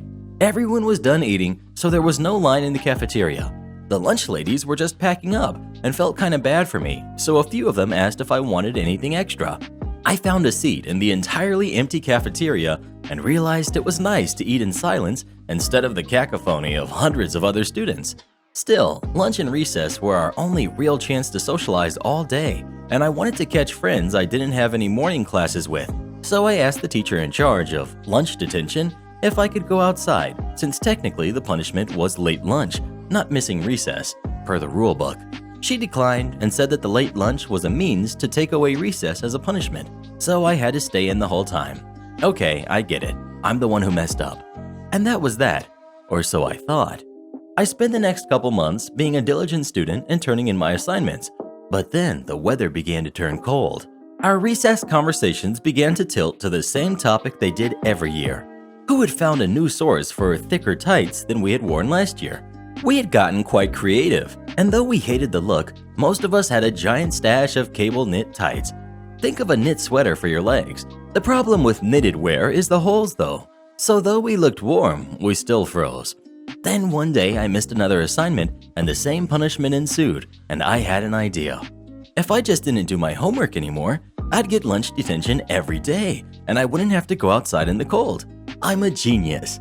So I stopped doing my homework in my class with the nicest teacher. I'm not entirely stupid, but I was in 5th grade, so not smarter than the adults around me yet. After like 3 days, the teacher pulls me aside and says if I don't have my homework tomorrow, she's calling my mom. Crap. Next day I have my homework for that class, but I skip another, and that gives me an idea. The rules say that if I miss my homework in any class, I get lunch detention that day, unless it's already after lunch, and then the detention applies to the next day. So I'm careful about which classes I skip the work in. I can stagger my missed assignments enough that the teachers will just think I'm flaky, but not doing this on purpose. So that's what I do. Some days I miss a morning assignment, so I get detention that lunch. Other days I'll miss both a morning and afternoon assignment, so that covers lunch that day and the next. 4 classes in the morning, 4 afternoon classes. I could stagger and just randomize just enough. I kept this up for about a month or so when the teachers must have started comparing notes, or the lunch detention crew began to wonder why I was always in trouble. I wasn't sure what flagged the system, but Mom got called. Why isn't Voodoo Daughter doing her homework? Is something going on at home that we should know about? Is she under any stress we haven't been informed of? Is she struggling with any subjects? Remember, posh private school. They want to be seen as caring, just not about us freezing. So Mom sits me down. Why aren't you doing your homework? And I explain to her about being cold, about how the punishment of a quiet, late, solitary lunch with a good book in the warm cafeteria is way better than a loud lunch followed by a cold recess that I never really got warm from for the rest of the day. I explained to her my system and that I was still getting good grades on my tests. I understood the subjects and I wasn't skipping things I needed to work on, but I didn't see how there was a downside. I was doing less work, but maintaining my grades. I got to stay warm. I, an introvert, got to eat in a quiet space for my meal, and the school was unwilling to offer any alternatives. Gotta give Mom credit. Not only did she admit that I made complete sense, she told me she was proud of me. They had created the system and the rules. I had disagreed with them, found a way to live within their system and get everything I wanted. Here I was, 10 years old, and I was navigating bureaucracy better than most adults. She called the school and insisted on an in-person meeting with my principal and my homeroom teacher. She basically laid it all out. Mom, my daughter says that she and her friends were reprimanded when they tried to wear leggings and sweatpants outside to recess. Is this correct? Principal stammers. I thought we were here to discuss homework issues. Mom, we'll get to that. Apparently, they get very cold during recess. Is that correct? Principal. Well, yes. Mom. So I just want to get this on record. My daughter was willing to sit in this cold building all day in your dress code and only violated it when she was outside in the freezing winter temperatures, and you decided that her health wasn't as important as your dress code? Principal: Well, they're outside, you see. Anyone driving by can see the schoolyard, and to have all of them out there wearing whatever. Mom: Like all their bright, colorful, puffy winter jackets they're already wearing on top? Principal: It's our policy to teach these ladies to look like ladies, to prepare them for adulthood. Mom: So you refuse to change your dress code policy so they can stay warm? Principal: Yes, I'm sorry. That won't be changing. Mom: Then my daughter won't be doing her homework. Shocked looks. She doesn't want to go outside, but if she does her homework and asks to stay in, you tell her no. When she goes outside, you won't let her wear warm clothes. So she stopped doing her homework because it's the only way she can find that you'll allow her to stay warm. I fully support her system. Mom then explained my system to them, and how if they weren't willing to change the rules, I was going to continue to abide by their rules, and there was nothing they could do about it. I wasn't failing any classes. I wasn't hurting anyone or disrupting other students. I was just enjoying something that was meant to be a deterrent, and they had no idea how to handle it. She told them that she couldn't think of one good reason I should comply and do my homework. If it was getting me nothing but benefits and zero drawbacks, then what reason did I have to keep up with my homework? The principal was stunned. You mean that right here in my office, you're giving your daughter permission to not do her homework?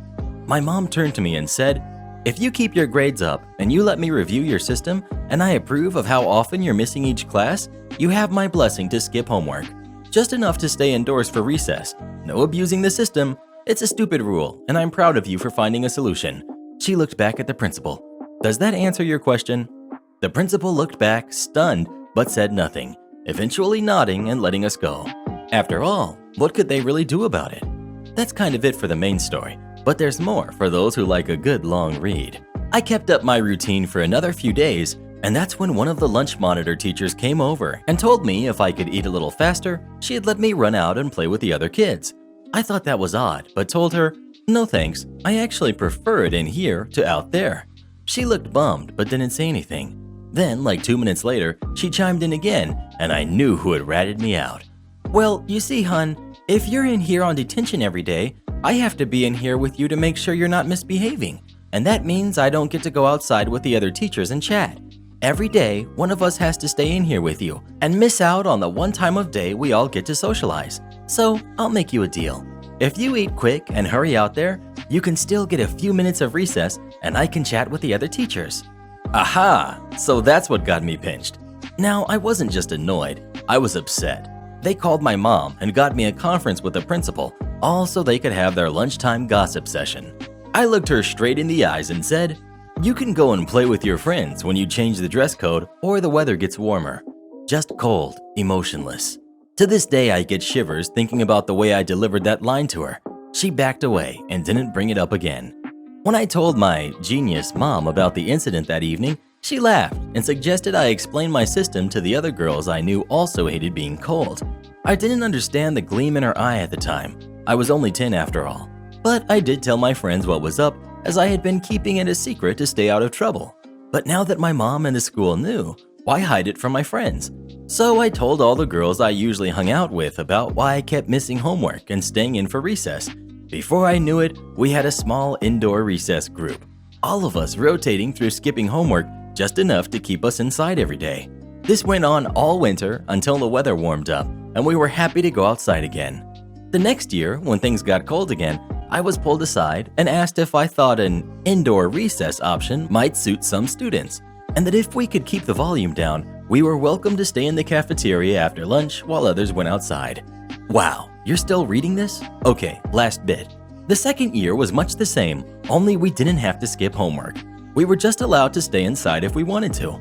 On warm days, no one did, but on cold days, all the girls would stay inside and the boys would be outside. Yay for blazers and pants.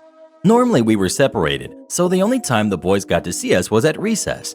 It wasn't long before they were complaining that the girls never came outside for recess, but they didn't always want to be inside. And it was stupid that the dress code even kept the girls who liked outdoor stuff inside because they'd rather be warm.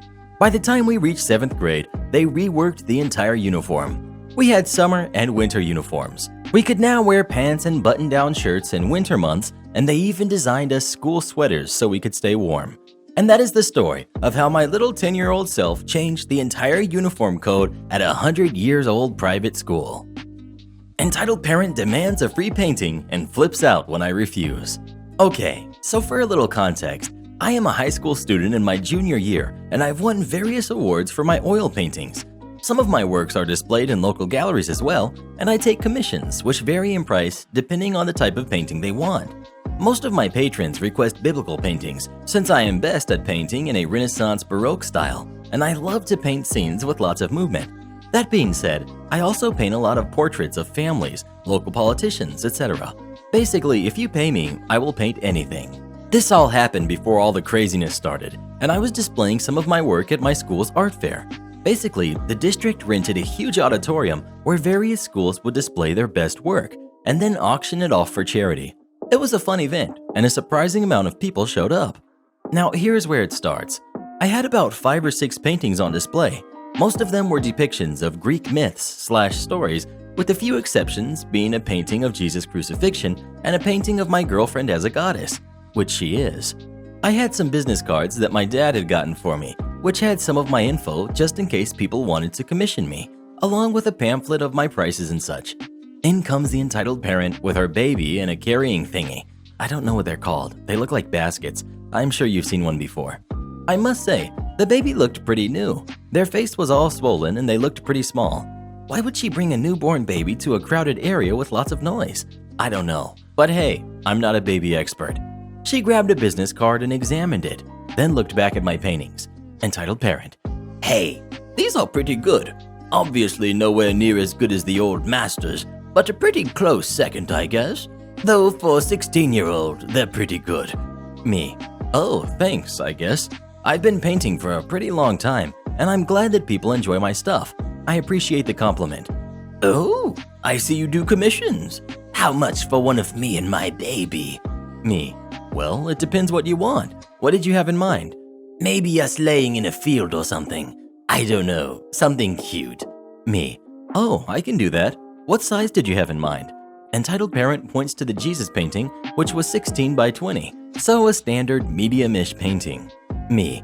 Okay, well, for 2 people, normally it would be about $200, but since your baby is not a grown adult, I can make it $125. What? That's ridiculous. Why are you charging so much for a painting anyways? Me. Well, usually a painting that size takes me about 20 hours at least, and the paint that I use is pretty expensive too, not counting the canvas or paint mediums that can be pretty pricey too. I don't care about that stuff.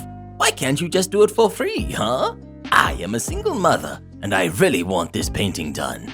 At this point, I am floored. She's asking for 20 plus hours of work for free when I have school on top of it? Me. Sorry, I don't think I can do that for you. It's just not worth my time. I have school to balance as well. I am a single mother, and you are telling me to pay $100 for this trash? Do you have no heart? I have to work so hard to provide for my daughter. I can't believe that you could be so heartless. At this point, she's yelling at me pretty loudly. Her baby is surprisingly still sound asleep. The couple I was talking to earlier comes to my defense. The girl. If you work so hard, then you would understand that doing hours of work for no pay is not worth it. The guy. Yeah, if you work 20 hours and then didn't get your paycheck, you'd be pretty angry, huh? Entitled parent. That isn't the same thing. She is a high school student. She doesn't need the money. She can spare a few hours for me. Me. What? No, I can't. I am not giving you a painting for free. End of story. Either pay for it or leave. She gets red in the face at this point. She is seething in anger. You little jerk. I can't believe how rude you are. You don't even care that I work so hard. Me. You're right, I don't. Now if you aren't going to commission me, then can you please leave? You're making a scene when I have been nothing but nice to you. Fine, I will leave. She then walked up to one of my paintings and took it off the wall. Her baby wakes up and starts to cry, probably from all the noise. She begins to shush her baby and speed walks towards the exit, but not before a man, who I assume is a teacher or something, grabs her arm and attempts to take the painting back. She puts the baby carrier on the floor and attempts to wrestle it out of the guy's hands. They fumble for a while, yelling at each other while struggling with the painting. I should probably note at this point that the painting didn't have a frame or any protective glass over it. I probably should have done that, but it was too late. She ripped the painting out of his hand and smashed it against the floor like a hard rock singer in his guitar. Wood went flying everywhere. People were screaming at her. I was crying because I don't know how to handle my emotions. She turned back to me, sweaty and red. "See what happens when you are a rude little jerk? Bad things. I hope you've learned your lesson." At this point, I didn't respond. I'm on the floor crying near my painting that I had put so much work into. The wood had pierced the canvas, and now there was a huge hole in the middle of the painting. Entitled parent gets dragged out of the venue as various teachers and other students try to comfort me. Eventually, I calm down a little and the event goes on. I did get about 5 commissions, so I guess it wasn't all bad. But I'm still furious about what happened. I'm just glad that I never get to see her again. Am I the jerk for going to my mom's house after my fiance brought his nieces to our special dinner? I, female 26, have been with my fiance for 2 years. His family all have kids, and they made it a habit to dump their kids at his apartment so he could watch them. It's worth noting that he works too, but his family obviously doesn't care. He said he's been doing it for 5 years, and it hasn't changed once we got engaged. His brother brings his kids to my fiance's place 5 days a week, and despite me saying no, his brother didn't stop. Then his female cousin brings her 2 kids over, she's divorced, and have my fiance watch them. The apartment is always a mess. We don't go out because of me having to take part in watching the kids. He won't even ask them for money. Last month, the kids broke a valuable item that cost me money, and I had to get a replacement. And that's without mentioning my mental health. And this is the reason I'm seriously considering not having kids, despite the fact that my fiance loves them, which is nice, but I'm seriously hating it. Seeing how exhausting this has become, I asked my fiance if we could go out for a romantic dinner, since the kids are around most of the day and we don't get to have quality time and talk about stuff. He agreed and told me he will meet me at the restaurant after he got off work. I got dressed and was hoping for some quiet time with a nice meal and enjoying the evening. My fiance was 15 minutes late. I called him 3 times, but then stopped, thinking he was driving and couldn't answer. After a while, I hear some noise. Then I saw his 3 nieces, 9, 6, and 12, walking in with my fiance. I was stunned. I could see his face already saying sorry. He sat the kids at our table and said that his brother had an emergency and went to cover a shift. He works with law enforcement, and his wife, a nurse, was covering a 12-hour shift. Said that he couldn't say no to him because his parents' house would take more driving time. He apologized and said he would make it up for me, but it felt hopeless at this point. I was so mad, but I didn't want to say anything offensive in front of the kids. I so wanted to get up and just leave after he took the kids' orders and just kept talking to them all the time. The kids started getting louder, and I had to tell them to quiet down every 5 minutes. I waited till they finished eating, and I was so tired of having to babysit his nieces. The 12-year-old was so rude and talked about my dress. I insisted on going to my mom's house so the kids can stay at his place. He threw a tantrum, not wanting me to leave him alone, but I ignored him and left. He called, saying that he had a terrible night having to watch the kids alone and that I shouldn't have left, and is calling me ridiculous after I told him to fix this because I was going to stay for a few more days at my mom's house. Edit to mention that I had already made it clear to his brother that we will no longer be watching his kids, but he keeps bringing them over and completely ignoring and disrespecting my wishes. Basically, just expecting us to be okay with this, like he's the only one who has commitments. Well, what would you do in this situation? Do you agree with OP or not? Please let us know. Sounds like she's getting a little more than she bargained for. I don't work here and counter turns creepy. This happened to me a few years ago, not too long after I moved to my current neighborhood. I was working 2 jobs and just got out of one of them. I was wearing a coat from my full-time job, a very bright blue fleece with the agency's logo embroidered on the left side, zipped up with khaki slacks and a bright pink polo shirt.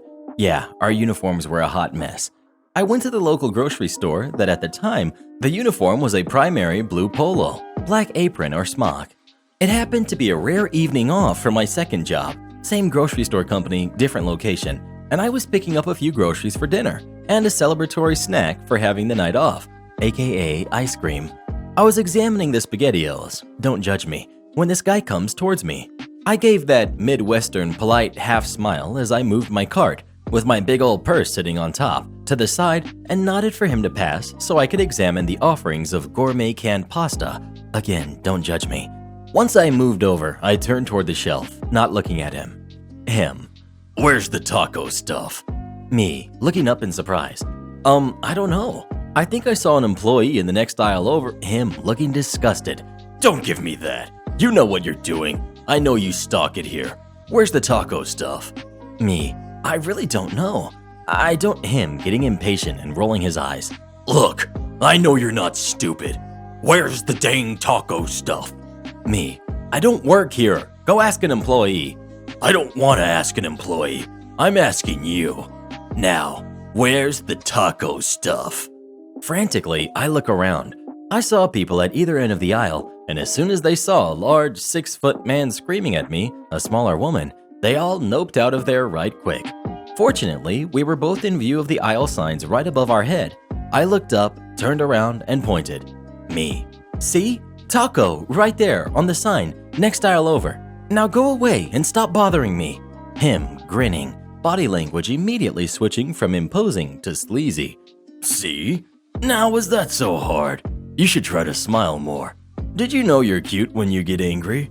He looks me up and down. You know, if I weren't married, I'd see if I could take you out for dinner.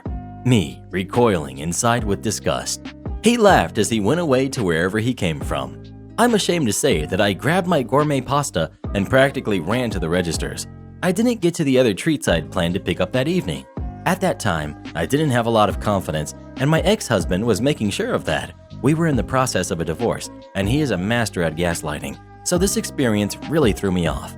Had this happened a lot more recently, there are so many more things I could do, like point to signs, shout, make a scene, put him in his place, etc. I think this guy just saw me as an easy target and went for it, especially once he discovered his mistake. Am I the jerk for telling my wife to step up as a mother?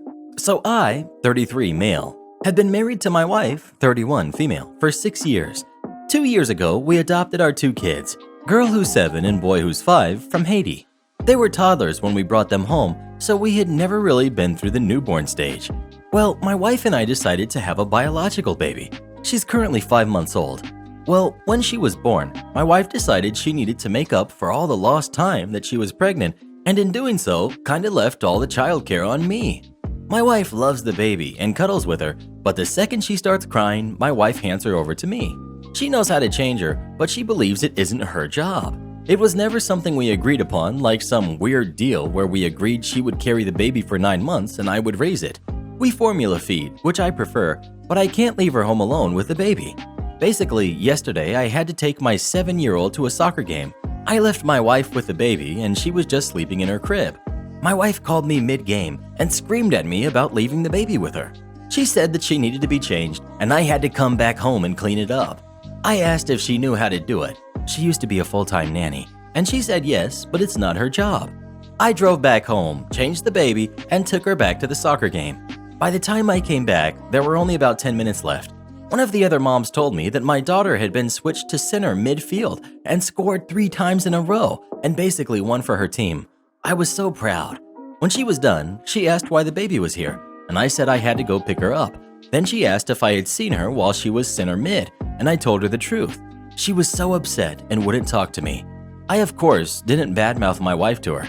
I offered to go get her ice cream, but she wasn't in the mood. When we got back home, I heard her crying to my wife. I obviously don't mind her venting to my wife, but my wife was saying things like, "Yeah, he shouldn't have done that," and "I'm so sorry he treated you like that," even though I told her on the phone that I was going to miss part of the game if I came and picked the baby up. My wife and I got in an argument later. I told her that she actually has to care for the baby, and she basically called me selfish and lazy. We go to a marriage counselor. We don't have many problems in our marriage, but we had to do it for the adoption, and we ended up sticking with it, as well as our own therapists. The marriage counselor has ruled out postpartum, and she has suggested for my wife to do more with the baby, but she doesn't want to. Here's where I am definitely the jerk. She said, "Stop acting like you're my slave or something." I then snapped back, "Well, you need to step up as a parent." I know I'm the jerk for saying that to her, but am I the jerk for genuinely thinking it? Edit 1. Her therapist is technically called a psychiatrist, and I'm pretty sure they can make a diagnosis, but correct me if I'm wrong. 2. I meant we didn't have problems when we started counseling. Edit. I made it up to my daughter. I messaged all of the moms I knew and was able to find someone who got a video of her scoring. I showed her and she was happy. We're having a late celebration at McDonald's in case anyone cares. Edit 3. I put this in a comment, but she was raised by a single father. It's not really my information to share why though.